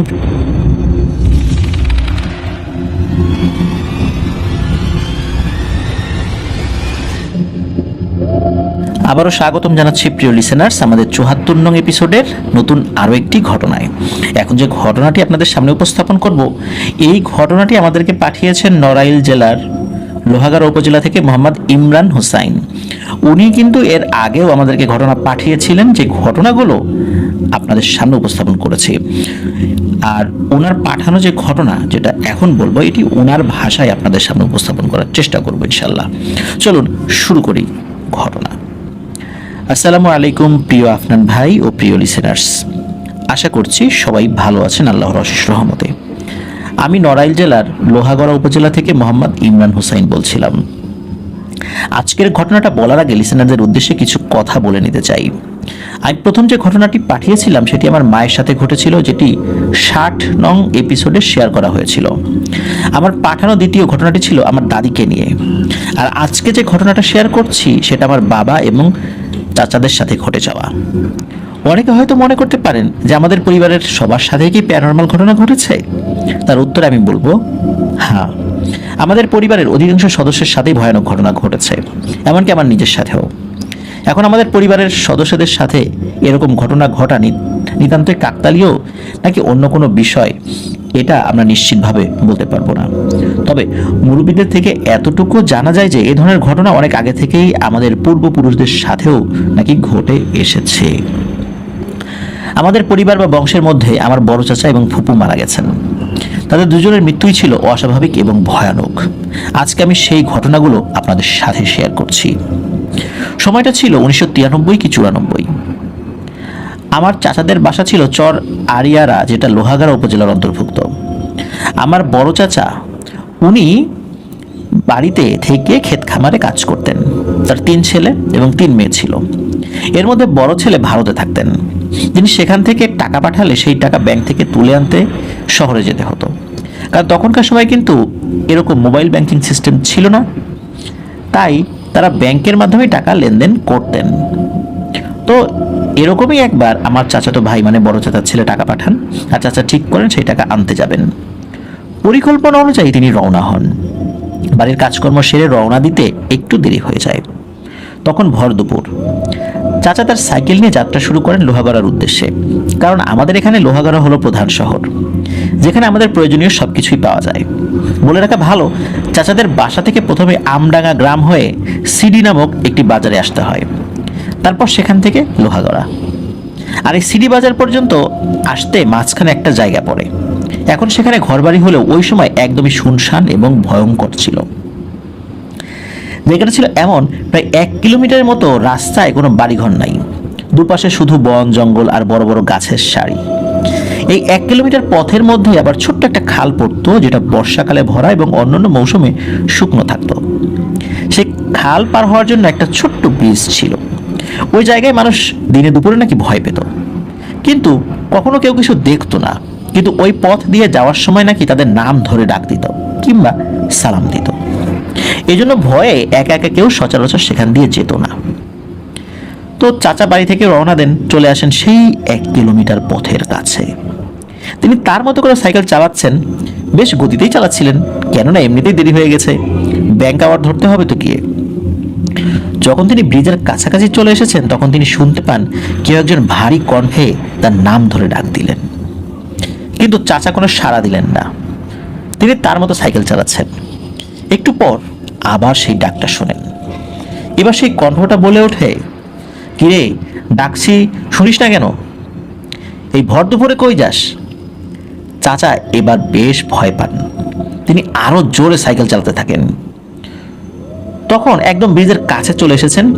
ব্রিজে উঠবেন এমন সময় পেছন থেকে কেউ একজন সালাম দেয়।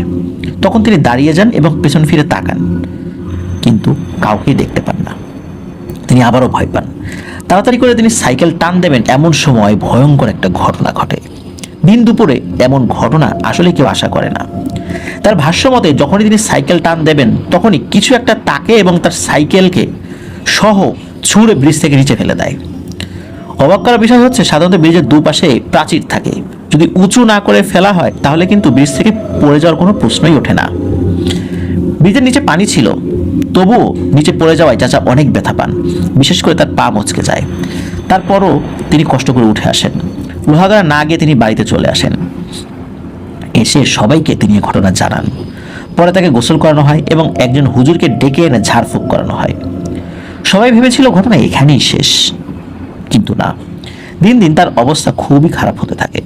যে পায়ে ব্যথা পেয়েছিলেন সেটা কার্যক্ষমতা হারিয়ে ফেলে এবং সেখানে আগুনে পুড়ে গেলে যেমন ফোসকা পড়ে ঠিক তেমন ফোসকা পড়ে যায়। তার জন্য বিভিন্ন চিকিৎসা দেওয়া হয়, কিন্তু কাজের কাজ কিছুই হয় না। অবস্থা দিন দিন খারাপ হতেই থাকে। এরকমভাবে দীর্ঘদিন অসুস্থ থাকার পর একদিন তিনি আল্লাহর ডাকে সাড়া দিয়ে চলে যান। এভাবে আমার বড় চাচার রহস্যময় মৃত্যু ঘটে। সেদিন কে তার নাম ধরে ডাক দেয়, কেই বা তাকে ব্রিজ থেকে নিচে ফেলে দেয়, তা আজও রহস্যময় একটা ব্যাপার।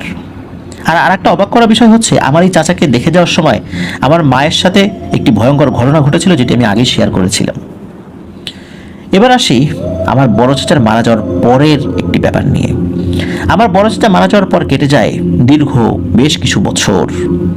সাল 2017, বৃষ্টির সময়। তখন আমার ফুপু ব্যক্তিগতভাবে কিছু ছাগল পুষতেন। সেগুলোর খাওয়া দাওয়া থেকে শুরু করে নিয়ে গোসল করানো সবকিছু তিনি নিজেই করতেন। দিনের বেলায় সেগুলো মাঠে দিয়ে আসতেন, আর সন্ধ্যার আগেই আবার তিনি নিজে গিয়ে নিয়ে আসতেন। এরকমই একদিনের ঘটনা। তিনি ছাগল আনতে মাঠে যাওয়া শুরু করেন। তখন প্রায় সন্ধ্যা, কিন্তু তখনও মাগরিবের আজান দেয়নি। তিনি দেখেন পশ্চিম আকাশে কালো মেঘ হয়েছে, যখন তখন ঝড় বৃষ্টি হতে পারে। তিনি খুব দ্রুত হাঁটতে থাকেন। মাঠটা একটু দূরে থাকায় যেতে যেতে আজান দিয়ে দেয়। তিনি ছাগল নিয়ে রওনা হন বাড়ির দিকে। কিছুক্ষণ হাঁটার পর তিনি খেয়াল করলেন আশেপাশের তুলনায় তিনি যেখান দিয়ে হাঁটছেন সেখানে একটু বেশি অন্ধকার মনে হচ্ছে। তখন তিনি কোনো কারণে তার মাথার উপরের দিকে তাকান, যে আশেপাশে এত অন্ধকার নাই, তার মাথার উপর এত অন্ধকার কেন, বা তার ওই জায়গাটায় এত অন্ধকার কেন। এই কারণে উনি মাথার উপর দিকে তাকিয়েছিলেন। তিনি দেখেন মেঘ ভয়ঙ্কর রকমের কালো এবং সেগুলো পাক খাচ্ছে। এটা দেখে তিনি মারাত্মক ভয় পান, কারণ ওই মেঘটা শুধু তার মাথার উপরে। তিনি কিছু বুঝে ওঠার আগে কেউ তাকে শূন্যে তুলে মারে এক আছাড়। পড়ে গিয়ে তিনি কোমরে ভীষণ ব্যথা পান। খুব কষ্টে তিনি বাড়িতে চলে আসেন এবং সবাইকে কথা বলেন। তখন হুজুরকে খবর দেওয়া হয়, কিন্তু দুঃখজনক ব্যাপার হলো হুজুর আসার আগেই তিনি আল্লাহর ডাকে সাড়া দিয়ে চলে যান। কে তাকে শূন্যে তুলে আছাড় মারলো, কিংবা তার মাথার উপরে কালো মেঘ এইভাবে পাক খাচ্ছিল কেনই বা, এটা কিন্তু রহস্যময় একটি ব্যাপার। এবার আসি আমার বাবার সাথে ঘটে যাওয়া সেই ভয়ানক ঘটনায়। আমাদের বংশের সাথে এরকম প্যারানরমাল ঘটনা ঘটা এবং অন্য বিভিন্ন কারণে আমার বাবা ঠিক করেন সেখান থেকে চলে আসবেন। যেই ভাবা সেই কাজ।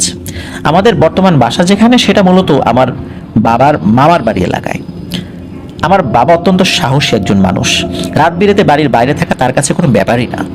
বিভিন্ন সময় তার সাথে ভয়ানক ঘটনা কিন্তু ঘটেছে, কিন্তু তবুও তিনি খুব একটা ভয় পেতেন না। কিন্তু এই ঘটনার পর থেকে তার জীবন পরিপূর্ণরূপে পাল্টে যায়। সময়টা ছিল 2018, বৃষ্টির সময়।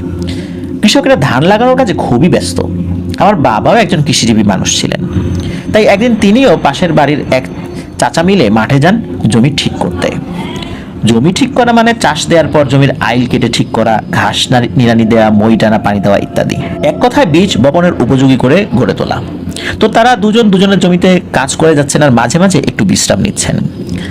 আমাদের জমি থেকে সেই চাচাদের জমি সামান্য দূরে। কাজ করতে করতে কখন যে ঘন কালো মেঘ হয়েছে তারা তো খেয়ালই করেননি।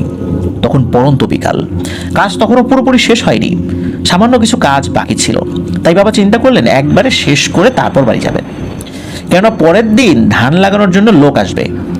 যদি কাজ শেষ না করে যাওয়া হয় তাহলে লোকগুলো এসে তো অসমাপ্ত কাজ পাবেন, কিভাবে ধান লাগাবেন। তো আমার বাবা এবং তার সাথে থাকা সেই চাচা আপন মনে কাজ করতে থাকেন।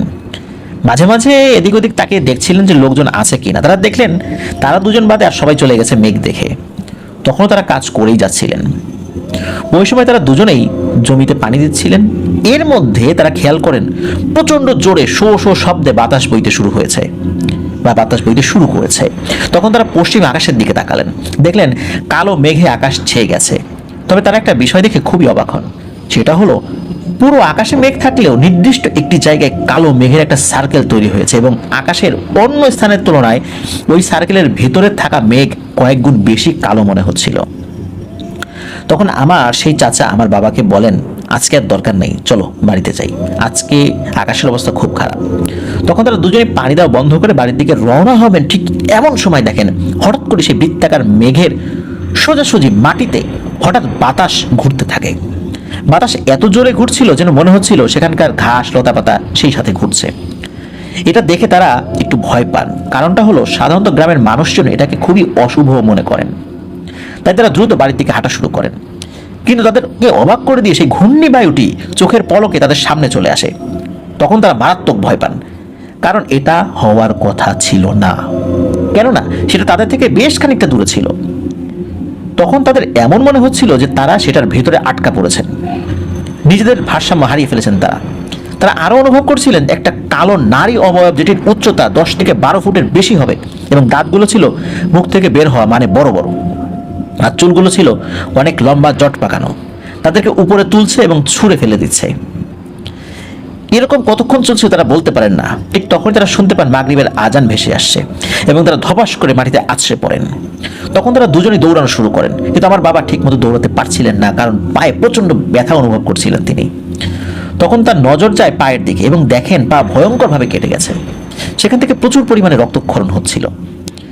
তখন তিনি বসে পড়েন আর হাঁটতে পারেন না। তখন সেই চাচা আমার বাবাকে কাঁধে করে একটু দূরে থাকা একটা বাড়িতে নিয়ে যান। সেখানে প্রাথমিক চিকিৎসা শেষে ডাক্তারকে খবর দেওয়া হয়। আর এদিকে সেই চাচা বাড়িতে আসার সময় পথে আমার সাথে দেখা হয়। বাবার বাড়িতে আসতে দেরি হচ্ছিল বলে আমি মাঠের দিকে যাচ্ছিলাম। তখন তিনি বলেন, তাড়াতাড়ি তোর আব্বার কাছে যা, ওর অবস্থা ভালো না। যখন তিনি কথাগুলো বলছিলেন তখন তার চোখে মুখে প্রচন্ড ভয়ের ছাপ আমি দেখতে পেয়েছিলাম। তখন আমি দেরি না করে দ্রুত মাকে সাথে নিয়ে সেই বাড়িতে যাই। গিয়ে দেখি তাদের বারান্দায় বাবাকে শুইয়ে রাখা হয়েছে এবং ডাক্তার ক্ষতস্থানে ড্রেসিং করছেন। কাটা জায়গাটা দেখে আমার গা শিউরে ওঠে। এমনভাবে কেটেছিল যে যে কেউ দেখলে ভয় পাবে। কোনো দা, বটি, ছুরি, কাঁচি কিংবা এই জাতীয় কিছুতে কাটলে সাধারণত এইভাবে ক্ষত সৃষ্টি হয় না। ডাক্তার সাহেব বুঝতে পারছিলেন না যে কিভাবে সেলাই করবেন। যাই হোক, কোনোভাবে সেলাই করে দিয়ে এবং কিছু ট্রিটমেন্ট দিয়ে তিনি চলে যান। তখন আমিও বাইরে থাকা লোকজনের কাছ থেকে শুনি যে কি হয়েছে। তারা আমাকে যেটা বলে সেটা শুনে আমিও ভয় পেয়ে যাই। তারা বলেন যখন শো শো শব্দে বাতাস বইছিল সেটা শুনে তারা বাইরে বের হন। তাদের দুজনের সাথে যেটা ঘটেছে সেটা তারা পুরোটাই দেখেছেন।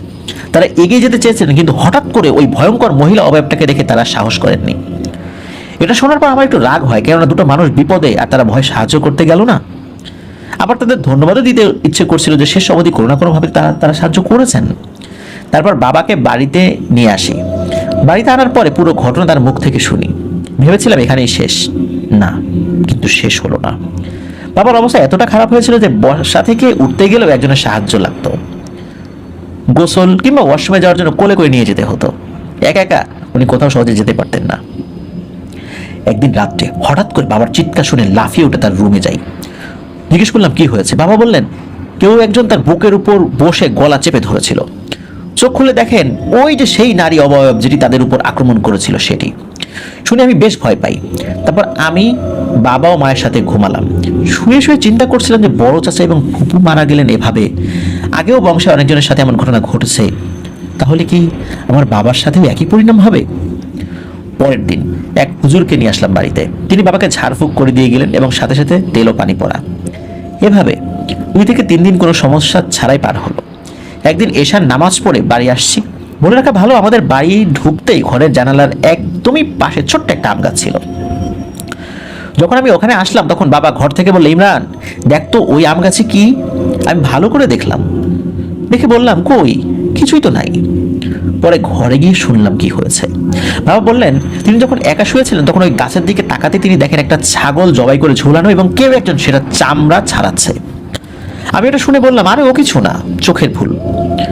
সত্যি কথা বলতে আমিও খুব ভয় থাকতাম, কারণ যখন রাত্রে কোনো কারণে বের হতাম মনে হতো কিছু একটা বাড়ির চারপাশে ঘোরাঘুরি করছে। তাছাড়া বাবা প্রায় ওই জিনিসটাকে অনুভব করতেন যে তার আশেপাশে সে আছে। এছাড়া যখনই তিনি একা থাকতেন তখন তিনি দেখতেন ছাগল জবাই করা হচ্ছে কিংবা অনেকগুলো সাপ একটা আর একটাকে কামড়াচ্ছে। তারপর থেকে আমি প্রতিদিন একজন হুজুরকে 3 বেলা সকাল দুপুর রাতে বাড়িতে এনে ঝাড়ফুঁক করাতাম। দুঃখের বিষয়ে আমি সেই হুজুরের নামটা শেয়ার করতে পারছি না নিষেধাজ্ঞার কারণে। তিনি প্রতিদিন নিয়ম করে 3 বেলা ঝাড়ফুঁক করে দিয়ে যেতেন। তারপর থেকে আল্লাহর অশেষ রহমতে আর তেমন কোনো সমস্যা হয়নি।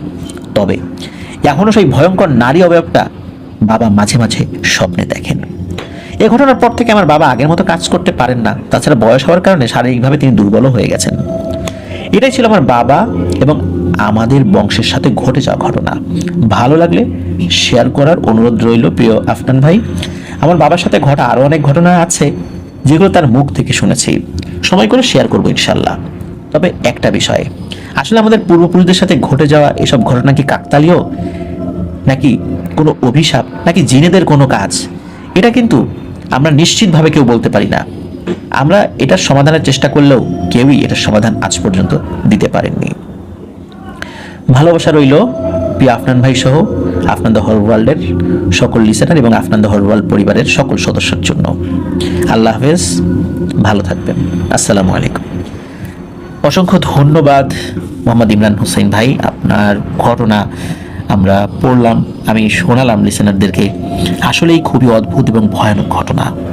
দিন দুপুরে ঘটনা ঘটে, আমরা তো রাতের বেলা সাধারণত ঘটনাগুলো ঘটে শুনি, দিন দুপুরে ঘটনাতে একদমই শুনি না তা নয়, কিন্তু দিন দুপুরে এমন ভয়ানক ঘটনা এটা আসলে কম পাওয়া যায় না, আমি এটা বলবো না, কম পাওয়া যায়। আল্লাহ সুবহানাহু ওয়া তাআলার কাছে আমরা দোয়া করব আপনাদের পরিবারের উপর থেকে আল্লাহ যেন এই বালা মুসিবত থেকে কেটে দেন, আর সকল মুসিবত থেকে আপনাদেরকে হেফাজত যেন আল্লাহ করেন, আমাদেরকে হেফাজত করেন। প্রিয় লিসেনার্স, এটা ছিল ঘটনা। আশা করছি ঘটনাটা আপনাদের ভালো লেগেছে, আর ভালো লাগলে কিন্তু আমাদের চ্যানেল সাবস্ক্রাইব করতে ভুলবেন না। যারা ইতিমধ্যে সাবস্ক্রাইব করে ফেলেছেন অসংখ্য ধন্যবাদ, জাযাকাল্লাহু খাইরান। আর যারা ঘটনা পাঠাতে চান তারা লিখে অথবা রেকর্ড করে যে কোনোভাবে ঘটনা পাঠাতে পারবেন afnantheholeworld@gmail.com এই ইমেল অ্যাড্রেসে। আর ইমেল অ্যাড্রেসের স্পেলিংটা আমরা আমাদের ভিডিও ডেসক্রিপশনে দিয়ে রেখেছি, সেখানে গিয়ে স্পেলিংটা চেক করে নিতে পারবেন। ঘটনা পাঠানোর পর সাধারণত সেটা সিলেক্ট করতে আমাদের 2 মাসের মতো লেগে যায়। এই জন্য ঘটনা পাঠানোর পর যদি সিলেক্টেড হয়ে যায় ঘটনাটি, অবশ্যই ইমেল করে জানানো হয়। আর এই সময়টুকু আপনাদেরকে একটু কষ্ট করে অপেক্ষা করতে হবে, কারণ ঘটনা পাইপলাইনে থাকে, সিরিয়ালি আমাদেরকে আসতে হয়। সিরিয়ালি আসতে গিয়েই মূলত এই দেরিটা হয়ে যায়। আশা করি আমাদের এই অক্ষমতাটাকে আপনারা ক্ষমা সুন্দর দৃষ্টিতে দেখবেন। আর ঘটনা আপনারা রেকর্ড করে পাঠাতে পারেন, তবে রেকর্ড ফাইলগুলো প্রচারিত হতে একটু সময় লেগে যায়, কারণ প্রতিটা এপিসোডে আমরা একটি মাত্র রেকর্ড ফাইল প্রচার করি আর 5টি লিখে পাঠানো ঘটনা প্রচার করি। এই কারণে রেকর্ড করা ফাইলগুলোর সিরিয়াল আসতে কিছুটা সময় লেগে যায় এই লেখা ঘটনা থেকে। প্রিয় লিসেনার্স, প্রতি বুধবার কিন্তু আমাদের ফেসবুক পেজে আমাদের চ্যানেলে প্রচারিত হয়ে যাওয়া জনপ্রিয় যে ঘটনাগুলো, সেই ঘটনা আমরা আপলোড করছি রাত 10:59 আমাদের ফেসবুক পেজে গিয়ে আপনারা এই ঘটনা শুনে আসতে পারেন প্রতি বুধবার। এমনিতে তো ঘটনাগুলো থাকেই, যে কোনো সময় শুনে আসতে পারবেন। আফনান দ্য হরর ওয়ার্ল্ড নামে আমাদের একটা ফেসবুক পেজ এবং গ্রুপ রয়েছে, যার লিঙ্ক আমরা আমাদের ভিডিও ডেসক্রিপশনে দিয়ে রেখেছি, সেখানে গিয়ে আপনারা আমাদের পরিবারের সদস্য হয়ে যেতে পারবেন। প্রিয় লিসেনার্স, চলে যাচ্ছি আমাদের এবারের এপিসোডের 5ম ঘটনায়। আশা করছি এই ঘটনাটিও আপনাদের সকলের কাছে ভালো লাগবে। চলে যাই আমাদের 74 নং এপিসোডের 5ম ঘটনায়। আবারও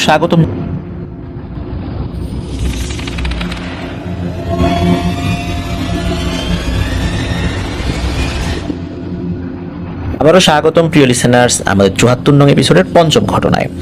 এখন যে ঘটনাটি আপনাদের সামনে উপস্থাপন করব, এই ঘটনাটি পাঠিয়েছেন রনি। ওনার বাড়ি ফেনী জেলার দেবীপুর গ্রামে। উনি বর্তমানে কুয়েত প্রবাসী, কুয়েতের ফরওয়ানিয়া স্টেটে বসবাস করছেন, সেখানে চাকরি করছেন। ঘটনাটি উনি প্রত্যক্ষ করেছেন মাসখানেক আগে এবং এরপরেই আমাদেরকে তিনি ঘটনাটি লিখে পাঠিয়েছিলেন। এখন শুরু করি ঘটনাটি, তবে ঘটনাটি আমি ওনার ভাষায় আপনাদের সামনে উপস্থাপন করব। আসসালামু আলাইকুম আফনান ভাই ও প্রিয় শ্রোতা ভাই বোনেরা, আশা করি সবাই ভালো আছেন আল্লাহর রহমতে। আমার নাম রনি, বাড়ি ফেনী জেলার দেবীপুর গ্রামে। আমি একজন কুয়েত প্রবাসী। 10 মাস হয়েছে কুয়েতে এসেছি, কিন্তু আল্লাহর অশেষ রহমতে কোনোদিন কোনো সমস্যায় পড়িনি। আমার সাথে ঘটে যাওয়া একটি ঘটনা আপনাদের সামনে উপস্থাপন করব। 2023 সালের আগস্ট মাসের 2 তারিখে ঘটনাটি আমি প্রত্যক্ষ করেছিলাম। বলে রাখি, আমি আর আমার বড় ভাই একই কোম্পানিতে কাজ করি, সেই সুবাদে একই রুমে থাকি। যদিও একটি রুমে 4 জন করে লোক থাকার কথা, কিন্তু কোম্পানির লোক কম থাকায় আমি আর আমার ভাই 2 জন এক রুমে থাকি। পরশু দিনের আগের দিন আমাদের কোম্পানি 14 জন লোক হায়ার করে, সে কারণে আমাদের রুমে একজন লোক দিবে কোম্পানি। যে কথা সেই কাজ, একজন বাঙালিকে দিল। লোকটার বাড়ি কুমিল্লা জেলার ইলিটগঞ্জ থানার ধরণীপাড়া নামক একটি গ্রামে। লোকটা যেহেতু বাঙালি, সেহেতু কথাবার্তা চলতেই থাকলো। অনেক সময় আফ্রিকার বিভিন্ন লোকজন আসে, ইন্দোনেশিয়ান, মালয়েশিয়ান বিভিন্ন লোকই আসে। বাঙালি হলে আমাদের জন্য সুবিধা হয়, আমাদের কালচারের সাথে মিল আছে, কথাবার্তায় মিল আছে, খাওয়া দাওয়া মিল, অনেক কিছুর মিল। এই জন্য আমরা খুশি হই বাঙালি এলে। এক সময় লোকটা আমাদেরকে বলে যে তার একটা সমস্যা আছে। তখন আমার ভাইয়া জিজ্ঞেস করে, সেটা কি সমস্যা? লোকটা বলে, তিনি ফজরের নামাজের আগে ঘুমের মধ্যে একটু বকাঝকা করেন বা কথা বলেন। এই নিয়ে তারা যেন ভয় না পান এবং কোম্পানিতে যেন কোনো কমপ্লেইন না করেন। আমরা তো কথাটা হেসেই উড়িয়ে দিলাম। আমি বললাম, ভাই এখন 2023 সাল, এখনকার সময় এসব ভয় টয় কিছু নাই। তারপর সবাই কথাবার্তা শেষ করে, খাওয়া দাওয়া শেষ করে যে যার মতো শুয়ে পড়ি। পুরো রাত ঠিকঠাকই যাচ্ছিল, কিন্তু ঠিক ফজরের 20 কিংবা 30 মিনিট আগে আমার কাছে মনে হলো লোকটা কেমন একটা সাউন্ড শুরু করে। কারণ হলো এই সাউন্ড আমার ঘুম ভেঙে যায়। বিশ্বাস করেন প্রিয় লিসেনার্স, এটা কোনো বকাবকি না, এটা এমন একটা সাউন্ড যেন কাউকে গলা টিপে ধরলে তার নিঃশ্বাস বন্ধ হয়ে গেলে যেমন শব্দ করে কেউ, তেমন শব্দ। বাঁচার জন্য কেউ যদি সেই সময় আকুতি মিনতি করে কোনো কথা বলা ছাড়া, সাউন্ডের মাধ্যমে, ঠিক তেমন। কিংবা আমরা এটাও বলতে পারি, কোনো একটা বোবা লোককে গলা টিপে ধরলে সে যেমন সাউন্ড করবে, ঠিক তেমন। এই সাউন্ড শোনার পর আমি ভয়ে কুঁচকে যাই, আমার অবস্থা খারাপ। আমি জলদি করে ভাইয়াকে ডাকি, তারপর ভাইয়াও এই শব্দ শুনতে পায়। ভাইয়া লোকটাকে জাগাতে চেষ্টা করে, একসময় লোকটা জেগেও যায়। তারপর সব শান্ত, কোনো সাউন্ড নাই, সব ঠিকঠাক। তারপর লোকটা বলে এটাই তার সমস্যা, এমন করতে শুনলে যেন আমরা তাকে জাগিয়ে দেই। তারপর ভাইয়া বলে, আচ্ছা ঠিক আছে, এখন আমরা সবাই শুয়ে পড়ি। আবার আমরা সবাই শুয়ে পড়ি এবং ওই লোকটি আমাদেরকে বলেছিল যে ভয় পাওয়ার কিছু নেই, হালকা কোনো রকম কোনো কিছু নিয়ে যদি কেউ দুশ্চিন্তা করে, এরকম সমস্যা নাকি হতেই পারে যে কারো। আমার ভাইয়া বলেন, হ্যাঁ আমারও তো মাঝে মাঝে হয়। এই ধরনের স্বাভাবিক আলোচনা যখন হলো, তখন আমরা বিষয়টা একদম স্বাভাবিকভাবে নিলাম, আবার শুয়ে পড়লাম। তারপর সকালবেলা ওই লোকটাকে জিজ্ঞেস করি যে, আচ্ছা আপনার এমন সমস্যা কেন হলো? এটা তো স্বাভাবিক বলে মনে হচ্ছে না। লোকটা একটু আমতা আমতা করে, কিন্তু বলতে চায় না। পরে আমি বলি, আমাকে বলুন, হয়তো আমি আপনার কোনো না কোনোভাবে সাহায্য করলেও করতে পারি। লোকটা একটা দীর্ঘশ্বাস ফেলে এবং বলে ওঠে, পারবেন না ভাই, এটা আজকে কয়েক বছর ধরে চলছে। বলে রাখি, আমার ভাই তখন ফোন টিপছিল শুয়ে শুয়ে, আর আমাদের কথা শুনছিল।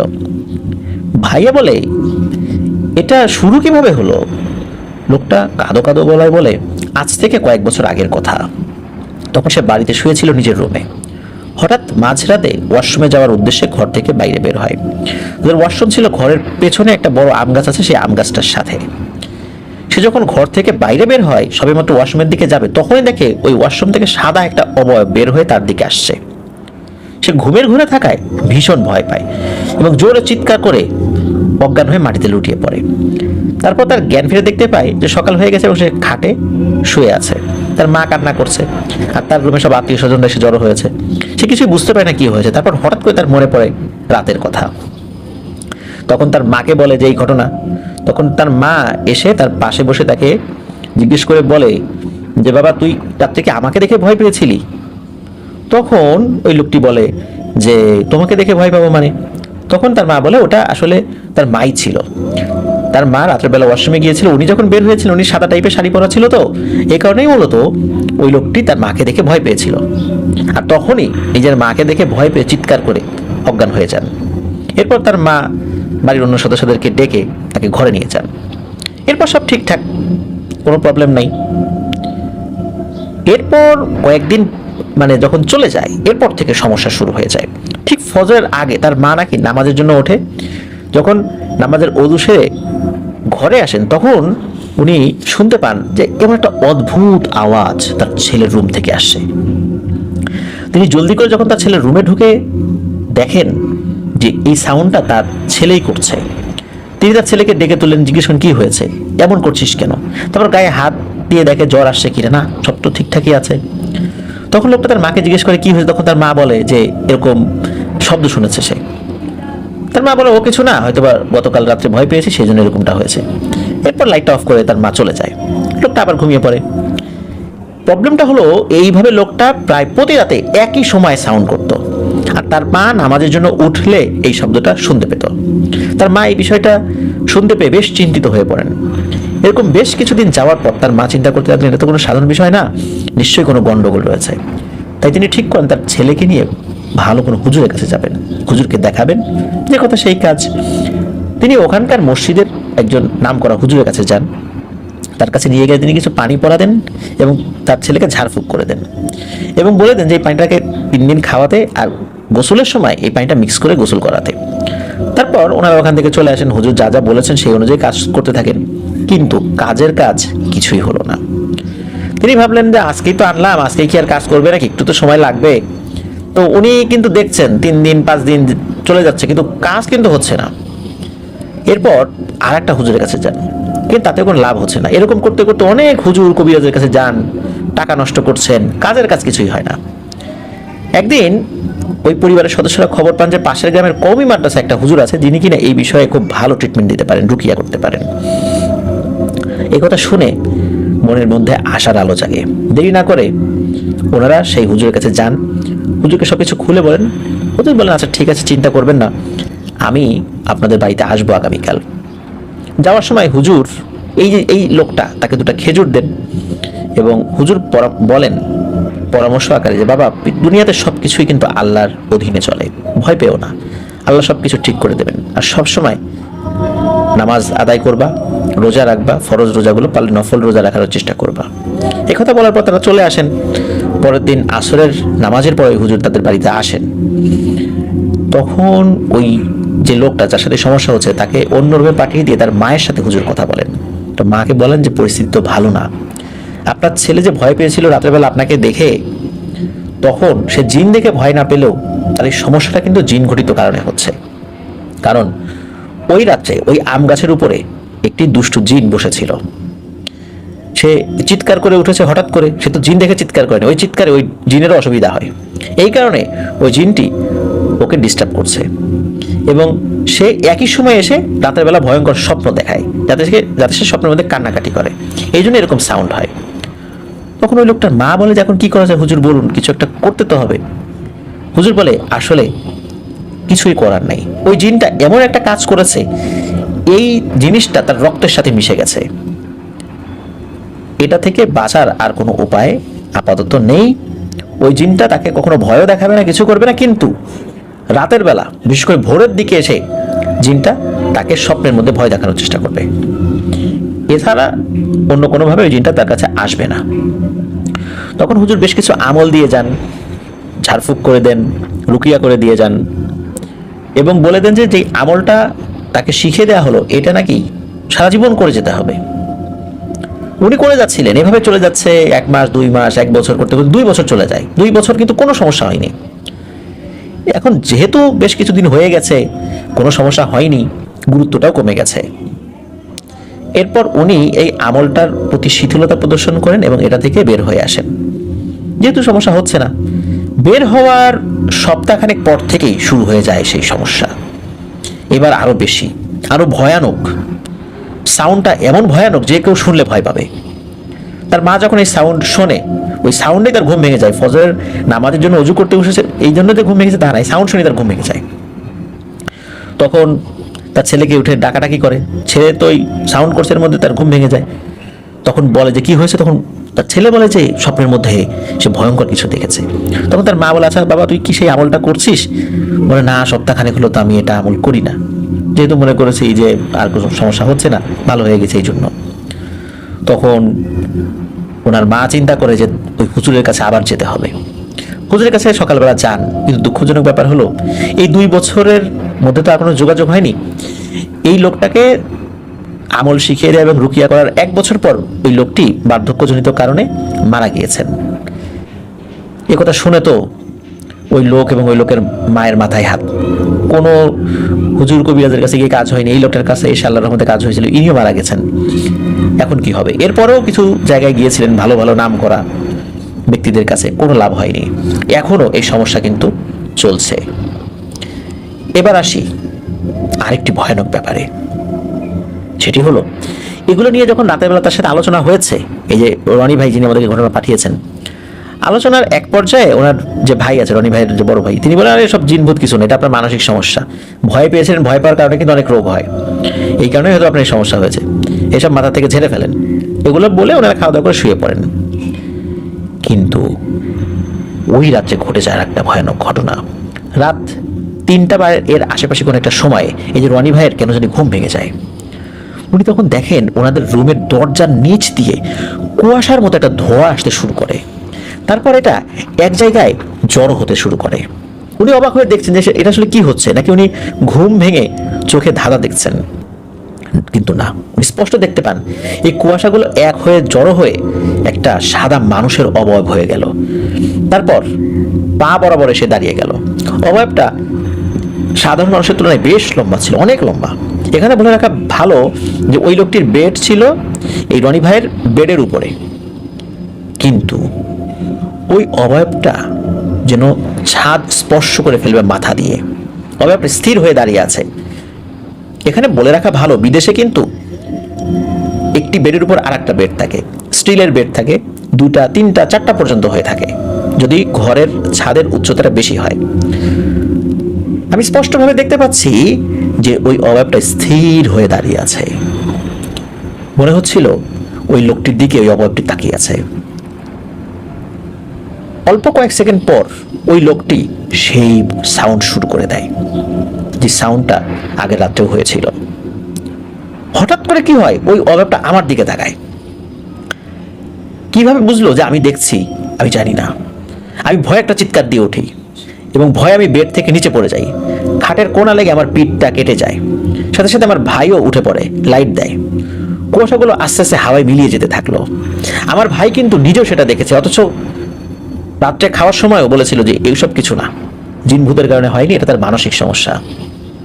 তখন আমার ভাইও বুঝতে পারলো এবং আমিও স্পষ্ট বুঝতে পারলাম এটা অস্বাভাবিক কারণেই হচ্ছে।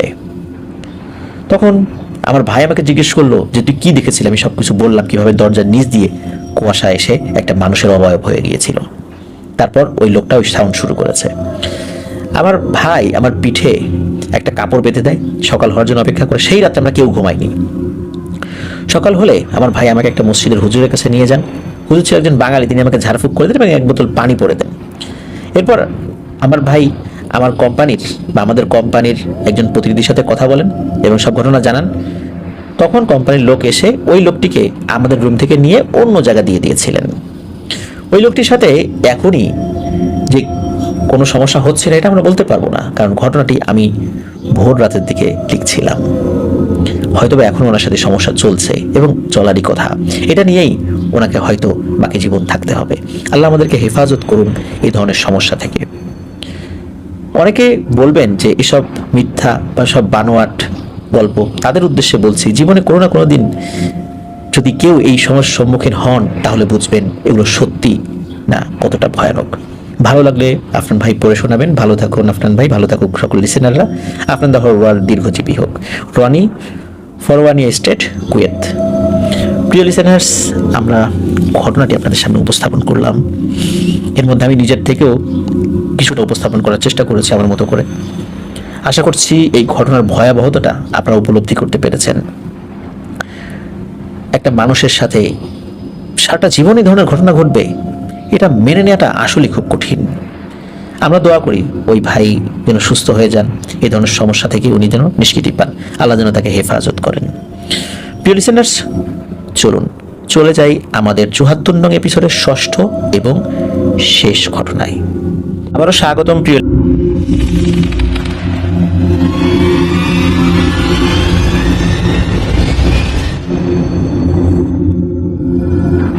লিসেনার্স। আজ সারাদিন ঢাকার আকাশ বেশ মেঘলা, গুড়ি গুড়ি বৃষ্টিও হয়েছে, এখনও কিছু কিছু জায়গায় গুড়ি গুড়ি বৃষ্টি পড়ছে। গুড়ি গুড়ি বৃষ্টি, হালকা ঠান্ডা আবহাওয়া, এর মধ্যে আসলে ভৌতিক ঘটনাগুলো বেশ জমে ওঠে। এখন যে ঘটনাটি আপনাদের সামনে উপস্থাপন করব, এই ঘটনা পাঠিয়েছেন আমাদেরকে আলামিন সিফাত। ওনার বাড়ি নেত্রকোনা জেলার কলমাকান্দা উপজেলায়। ঘটনাটি বলে আমি আসলে কিছুটা শব্দগত মিস্টেক করব। আসলে দুটো ঘটনা একসাথে যেহেতু উপস্থাপন করছি, এই জন্য ঘটনা বললাম। তো দুটো ঘটনার মধ্যে দুটোই ছোট ছোট ঘটনা, তবে দুটো ঘটনার মধ্যে কিছু কিছু বিষয় শিক্ষণীয় তো অবশ্যই রয়েছে। চলুন শুরু করি। প্রথম ঘটনা যেটি বলবো, এই ঘটনাটি উনি যেভাবে পেয়েছিলেন সেই বিষয়ে কিছুটা আলোকপাত করি। জগন্নাথ বিশ্ববিদ্যালয়ে পড়াকালে উনি গ্যান্ডারিয়ার মুরগিটোলা নামক একটি জায়গায় থাকতেন। ওখানে বিশ্ববিদ্যালয়ের কিছু বড় ভাইরা থাকতেন বা তার সহপাঠী মিলে প্রায় 5-6 জনের মতো একটা বাসায়। শুক্রবার হলে ওনারা জুম্মার নামাজ পড়তে যেতেন নারিন্দার বিনোদ বিবির মসজিদে। ঢাকা শহরের প্রথম যে মসজিদ হিসাবে যেটাকে সাধারণত সবাই স্বীকৃতি দেয় বা প্রথম দিকের মসজিদ হিসাবে যেটাকে গণনা করা হয়, সেটা হলো বিনোদ বিবির মসজিদ। ওখানে যিনি ইমাম সাহেব ছিলেন, অত্যন্ত সুরেলা কণ্ঠের অধিকারী ছিলেন, খুব স্পষ্টভাবে কোরআন তেলাওয়াত করতেন, খুবই সুন্দর লাগতো। মূলত এই কারণে জুম্মার নামাজটা স্পেশালি ওনারা ওখানে পড়তে যেতেন। আর মাঝে মাঝে এশার নামাজের পরে তালিম হতো, সেটাও শুনতে যেতেন। একবার কি হলো, এশার নামাজের পর যখন তালিমটা শুরু হলো, তালিমটা শেষ হয়ে গেল, তো কিছু মেহমানদারি হালকা সেখানে ব্যবস্থা ছিল। তো ওনারা একটা পাশে বসেছেন বড় একটা থালায়, যেভাবে যে তাবলিগের লোকেরা বসে, আর অন্য পাশে আরও কিছু আলেমরা বসেছেন। তো খাওয়া দাওয়া করতে করতে একটা পর্যায়ে কি হলো, একটা সুদর্শন খুব উঁচা লম্বা একজন ব্যক্তি, দেখি যদিও বসেছিল বোঝা যাচ্ছে বেশ উঁচা লম্বা একজন মানুষ, খুব সুদর্শন, মাথায় পাগড়ি, খুব সুন্দর চেহারা, মধ্যবয়স্ক একজন ভদ্রলোক, ওনাদেরকে হাতের ইশারায় ডাকছেন। তো ওনারা আবার কি করলেন, ওনাদের সাথে গিয়ে খেতে বসলেন। বিভিন্নভাবে গল্প হচ্ছিল, কে কোথায় কি করছে। কথা প্রসঙ্গে তখন ওই যে ভদ্রলোক যিনি ডেকেছিলেন, উনি একটা ঘটনা বলেছিলেন। মূলত ভৌতিক ঘটনা শেয়ার করার উদ্দেশ্য নয়, মানে কথা প্রসঙ্গে ঘটনাটা চলে এসেছিল। ঘটনাটা ছিল এমন যে এই যে যিনি ভদ্রলোক, ওনারা তাবলিগ জামাতের সাথী ছিলেন, সবসময় তারা বিভিন্ন মেয়াদে তাবলিগ জামাতে সময় দিতেন। তো ওনারা বেশ কয়েকজন মিলে সিদ্ধান্ত নিলেন ওনারা বাংলাদেশের বাইরে 4টি দেশ সফরে যাবেন তাবলিগ জামাতের কাজে। 4টি দেশের মধ্যে আফ্রিকার 4টি দেশ ছিল, কারণ দেখা যায় আফ্রিকার দেশগুলো তো অনুন্নত, অনেকের কাছে কিন্তু দিনের দাওয়াতগুলো সেভাবে পৌঁছে না। এই চিন্তা করে মূলত ওনারা আফ্রিকার ওই কঠিন পরিবেশে দিনের দাওয়াত দেওয়ার জন্য সিদ্ধান্ত নিয়েছিলেন। তো ওনারা প্রথমে যে দেশে গিয়েছিলেন সেটি হচ্ছে কেনিয়া। কেনিয়াতে যাওয়ার পর কেনিয়ার রাজধানী থেকে শুরু করে বিভিন্ন জায়গায় যখন কাজ করতে করতে বেশ একটু গ্রাম সাইডে চলে গিয়েছিলেন। ওখানে যেখানে মূলত গিয়েছিলেন, মানে গ্রাম সাইডে, ওখানে একটা বেশ বড় মসজিদ রয়েছে, কিন্তু মসজিদটা একতলা বিশিষ্ট, মাটি পাথর এই টাইপের জিনিস দিয়ে তৈরি আর কি। বিশাল বড় বারান্দা রয়েছে, মানে মসজিদ থেকে বারান্দাটাই বেশি বড়, এমন একটা অবস্থা আর কি। সাধারণত মসজিদেই তাবলিগ জামাতের যারা সাথী ভাইরা থাকেন তাদের থাকার ব্যবস্থা করা হয়, কিন্তু ওইখানে ওনাদেরকে মসজিদে থাকার ব্যবস্থা করা হয়নি। ওই মসজিদ কর্তৃপক্ষ ওই মসজিদ থেকে কিছুটা দূরে একটা বাড়ি রয়েছে, সেই বাড়িতে অসংখ্য রুম রয়েছে, ছোট ছোট রুম। রুমগুলো একটা দরজা দিয়ে আরেকটা দরজা, মানে আরেকটা রুমে যাওয়া যায়, মানে সবগুলো রুম একটার পর একটা দরজা দিয়ে কানেক্টেড আর কি। তো ওইখানে ওনাদের থাকার ব্যবস্থা করা হয়েছিল। তো ওনারা ওখানে ছিলেন। এর মধ্যে এই যে যিনি ভদ্রলোক, উনি ঘুমিয়ে আছেন রাত্রিবেলা, ক্লান্ত শরীর, বেশ গরমও পড়েছে। আফ্রিকাতে তো গরম তো অবশ্যই রয়েছে, এটা তো জানেন। মধ্যে কি হয়, ওনার ঘুম ভেঙে যায় এক পাগল করা আজানের শব্দে। এত সুন্দর আজান উনি কখনো শোনেননি। তো উনি ভেবেছেন যে ফজর মানে আজান হয়ে গেছে, উঠতে হবে। আর ওই আজানের শব্দ এতটাই তাকে মানে মোহগ্রস্ত করে ফেলেছিল যে আশেপাশের কাউকে ডাকতে হবে বা কি করতে হবে এই কোনো চিন্তা তার মাথার মধ্যেই ছিল না। উনি যেই পোশাকে ছিলেন ওই পোশাকেই দরজা খুলে মসজিদের দিকে যাওয়া শুরু করেছেন। উনি যখন মসজিদের কাছাকাছি গিয়েছেন, তখন দেখেন বেশ লম্বা আকৃতির বেশ কিছু মানুষ, সাদা জুব্বা পরা, প্রত্যেকের চেহারাই সুন্দর, ফর্সা। অথচ আফ্রিকাতে কিন্তু ফর্সা মানুষ পাওয়াটা বেশ টাফ। কিন্তু ওই মসজিদের বাইরে যারা দাঁড়িয়েছিলেন অসংখ্য মানুষ, আকার আকৃতিতে স্বাভাবিক মানুষ থেকে লম্বা ছিল, কিন্তু প্রত্যেকে ছিল ফর্সা। ওনার মাথায় কিন্তু এটা কাজ করে নাই যে আফ্রিকাতে কালো মানুষের ছড়াছড়ি, এইখানে এতগুলো এরকম শ্বেতাঙ্গ মানুষ কোথা থেকে এলো। উনি কি করেছেন, উনি মসজিদের মধ্যে ঢুকে গিয়েছেন, ঢুকে গিয়ে একপাশে বসেছেন। ওই লোকগুলো কি করলো, নামাজ পড়লো, এরপরে কিছুক্ষণ জিকির আজগার করলো, এরপরে হঠাৎ করে মিলিয়ে গেল। যখন মিলিয়ে গিয়েছে তখন ওনার মাথায় সেন্স কাজ করেছে, আচ্ছা আমি এখানে কেন, আমি এতক্ষণ কি দেখলাম, আমি কেন চলে আসছিলাম এখানে, আর এতক্ষণ যাদেরকে দেখলাম এরা তো আসলে মানুষ ছিল না। এসব চিন্তা করে উনি প্রচণ্ড ভয় পাচ্ছিলেন।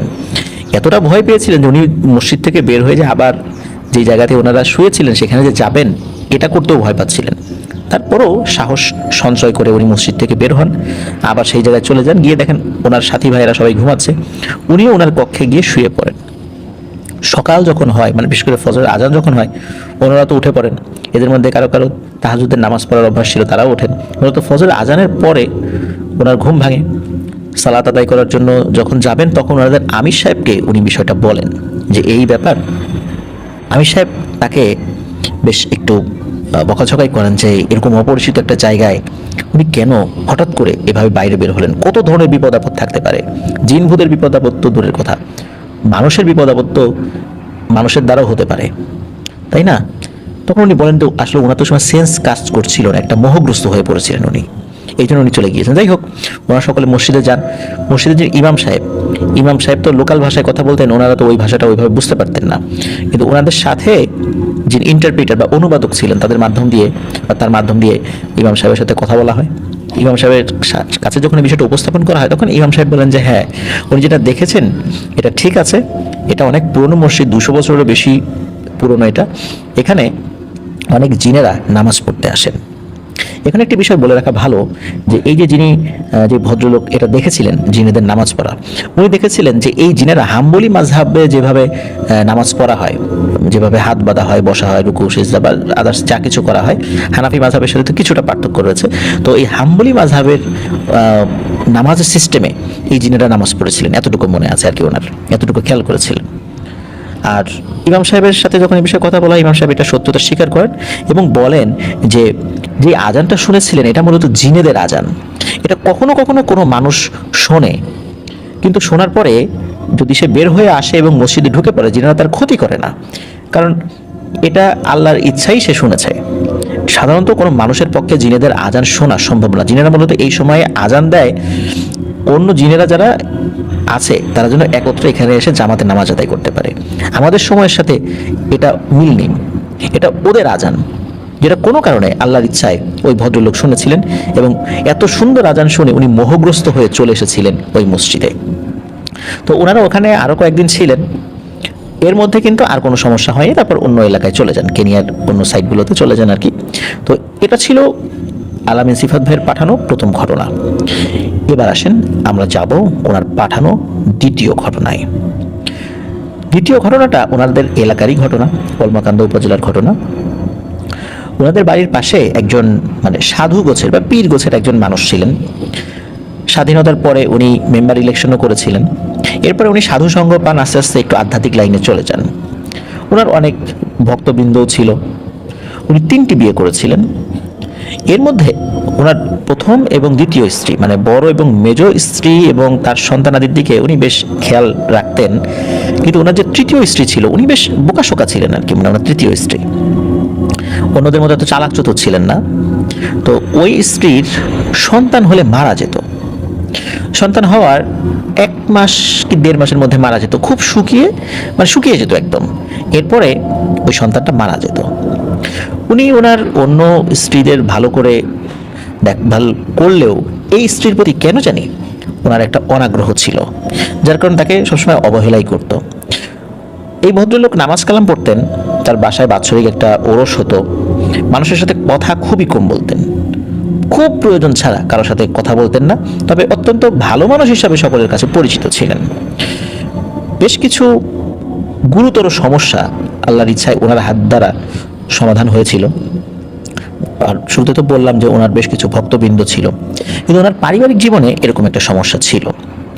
একটা পর্যায়ে যখন ওই ব্যক্তিটি মারা যাওয়ার পর কিন্তু ওই স্ত্রী উনি অনেকটাই একা হয়ে পড়েন, কারণ শুরুতেই তো তার হাজবেন্ড তাকে ভালো করে দেখতো না, আর তার হাজবেন্ডের অবর্তমানে অন্য স্ত্রী বা তার সন্তানেরা তাদের সাথে কি আচরণ করতে পারে এটাও তো বলা বাহুল্য, তাই না? ওই মহিলার সন্তানাদি হয়ে মারা গেলেও একটা ছেলে হয়েছিল যে মারা যায়নি। ওই ছেলে হওয়ার পর যখন তার হাজবেন্ড মারা যায় তখন নিদারুণ কষ্টে ওই ছেলেকে নিয়ে উনি জীবন অতিবাহিত করেছিলেন। এই যে কষ্ট, এটা আসলে উপস্থিত আশেপাশে যারা ছিলেন, যারা দেখেছেন তারা বুঝতে পারবেন যে মানুষের বাড়িতে কাজও করেছেন, এমনকি ক্ষুধার যন্ত্রণায় সন্তানের মুখে খাবার তুলে দেওয়ার জন্য উনি চুরি পর্যন্ত করেছিলেন। এটা যে বিলাসিতার জন্য বা স্বভাবগত চুরি, বিষয়টা এরকম নয়। সন্তানের মুখে খাবার তুলে দেওয়ার জন্য এতটা কষ্ট করে ওই ছেলেকে উনি তিল তিল করে বড় করেছিলেন। কেন একটা সন্তানই শুধু জীবিত ছিল, আর আগে যারা হয়েছিল সবাই তো মারা গিয়েছিল। তবে আগে যারা হয়েছে সবাই ছিল কন্যা সন্তান, যারা জন্মের 1-1.5 মাসের মধ্যে মারা গিয়েছিল। একটা পর্যায়ে ওই ছেলেটা তো বড় হয়, খুবই তো অভাবের মধ্যে তাদের জীবনযাপন চলছিল মা এবং ছেলের। একটা পরিবারের সাথে ওই ছেলের সম্বন্ধ হওয়ার কথা হয়, মানে ওই পরিবারের মেয়ের সাথে। এখন ছেলের একটা আয় রোজগারের ব্যবস্থা তো করার দরকার। তখন ওই পরিবার থেকে বলা হয় যে ঠিক আছে, ছেলেকে আমরা বিদেশ পাঠিয়ে দেবো। তো বিয়ে দেওয়া হয়। বিয়ের 1 বছরের মাথায় ওই ছেলেকে মালয়েশিয়াতে পাঠাই দেওয়া হয়।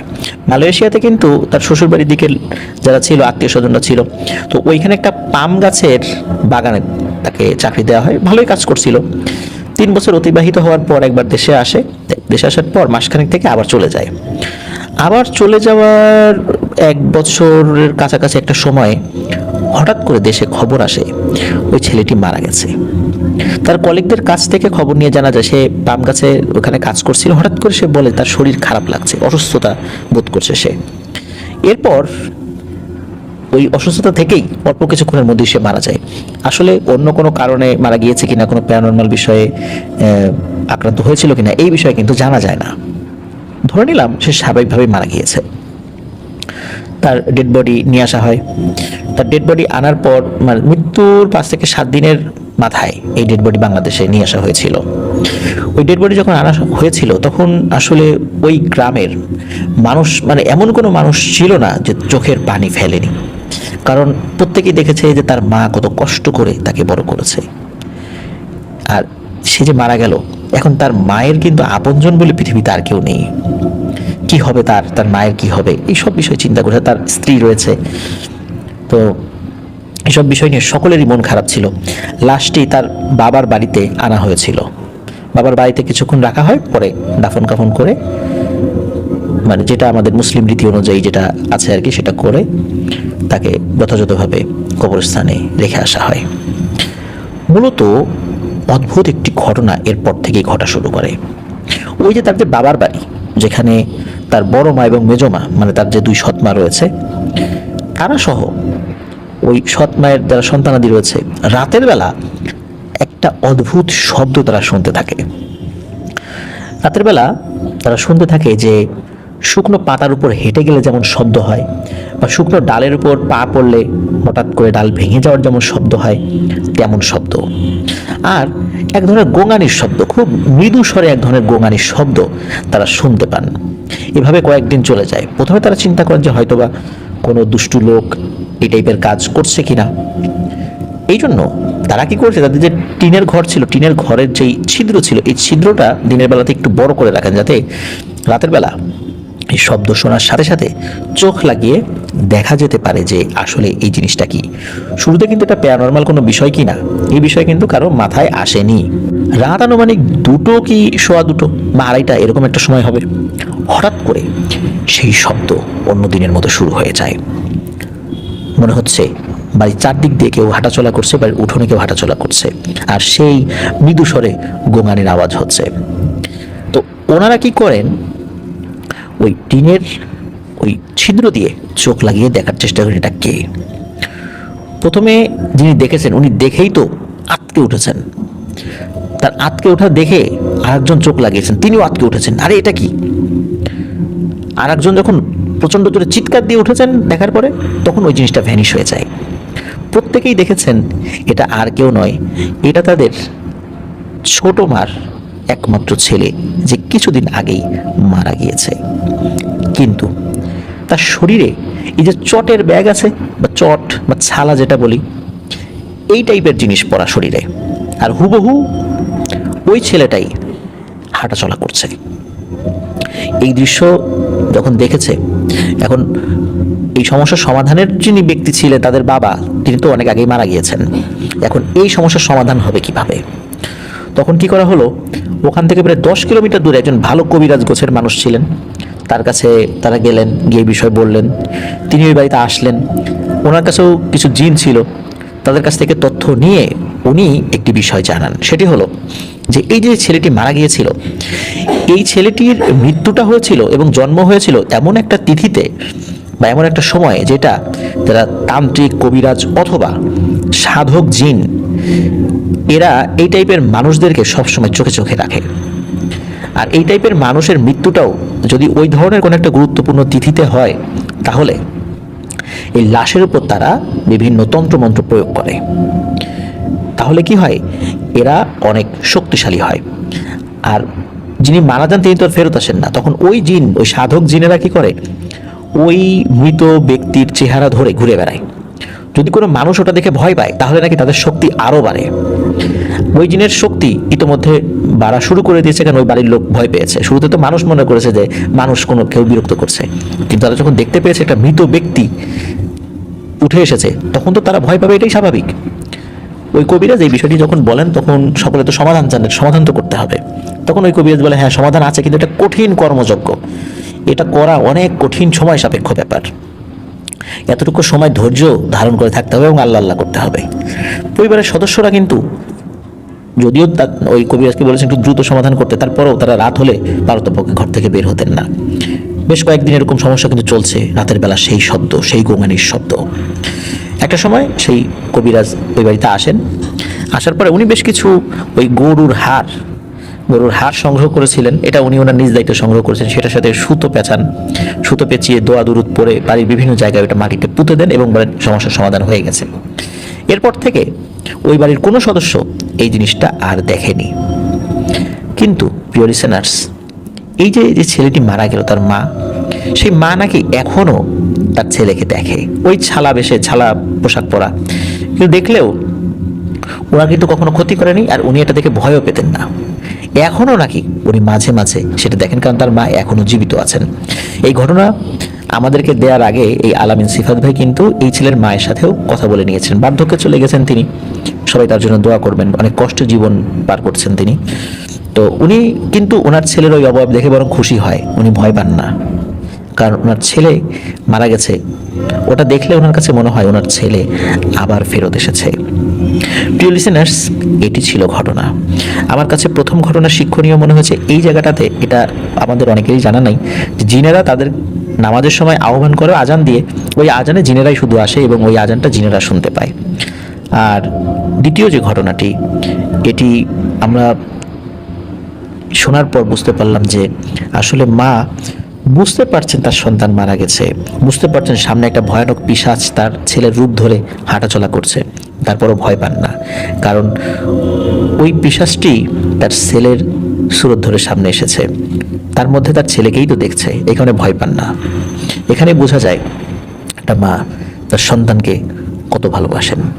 প্রিয় লিসেনার্স, আজকের এপিসোডটা এই পর্যন্তই ছিল।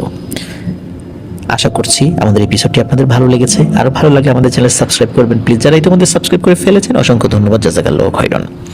আপনারা যারা ঘটনা পাঠাতে চান তারা লিখা অথবা রেকর্ড করে যে কোনোভাবে ঘটনা পাঠাতে পারবেন afnandahoreworld@gmail.com এই ইমেল অ্যাড্রেসে। ইমেল অ্যাড্রেসের স্পেলিংটাও আমরা আমাদের ভিডিও ডেসক্রিপশনে দিয়ে রেখেছি, সেখানে গিয়ে স্পেলিংটা চেক করে নিতে পারবেন। আর আপনার দ্য হরর ওয়ার্ল্ড আমাদের কিন্তু ফেসবুক পেজ এবং গ্রুপ রয়েছে, যার লিঙ্ক আমরা আমাদের ভিডিও ডেসক্রিপশনে দিয়ে রেখেছি, সেখানে গিয়ে আপনারা আমাদের পরিবারের সদস্য হয়ে যেতে পারবেন। প্রতি বুধবার রাত 10:59 আমাদের ফেসবুক পেজে আমাদের চ্যানেলে প্রচারিত হয়ে যাওয়া কোনো একটি জনপ্রিয় ঘটনা কিন্তু আমরা আপলোড করি, সেটাও শুনতে পারবেন। ডিয়ার লিসেনার্স, আজকে বিদায় নিচ্ছি। আসছে শনিবার রিমেম্বারিং স্টোরিজের আরও একটি এপিসোড নিয়ে আপনাদের সামনে ইনশাল্লাহ রাত 10:59 হাজির হব। সবাই ভালো থাকবেন, সুস্থ থাকবেন, আমার জন্য দোয়া করবেন, আমার পরিবারের জন্য দোয়া করবেন, আপনাদের জন্য দোয়া রইল, আপনাদের পরিবারের প্রত্যেকের জন্য দোয়া রইল। মহান আল্লাহ সুবহানাহু ওয়া তাআলা আমাদেরকে ভালো রাখুন, সুস্থ রাখুন, নিরাপদে রাখুন, আপনাদের হরর ওয়ার্ল্ডের সাথে রাখুন। আসসালামু আলাইকুম প্রিয় লিসেনার্স।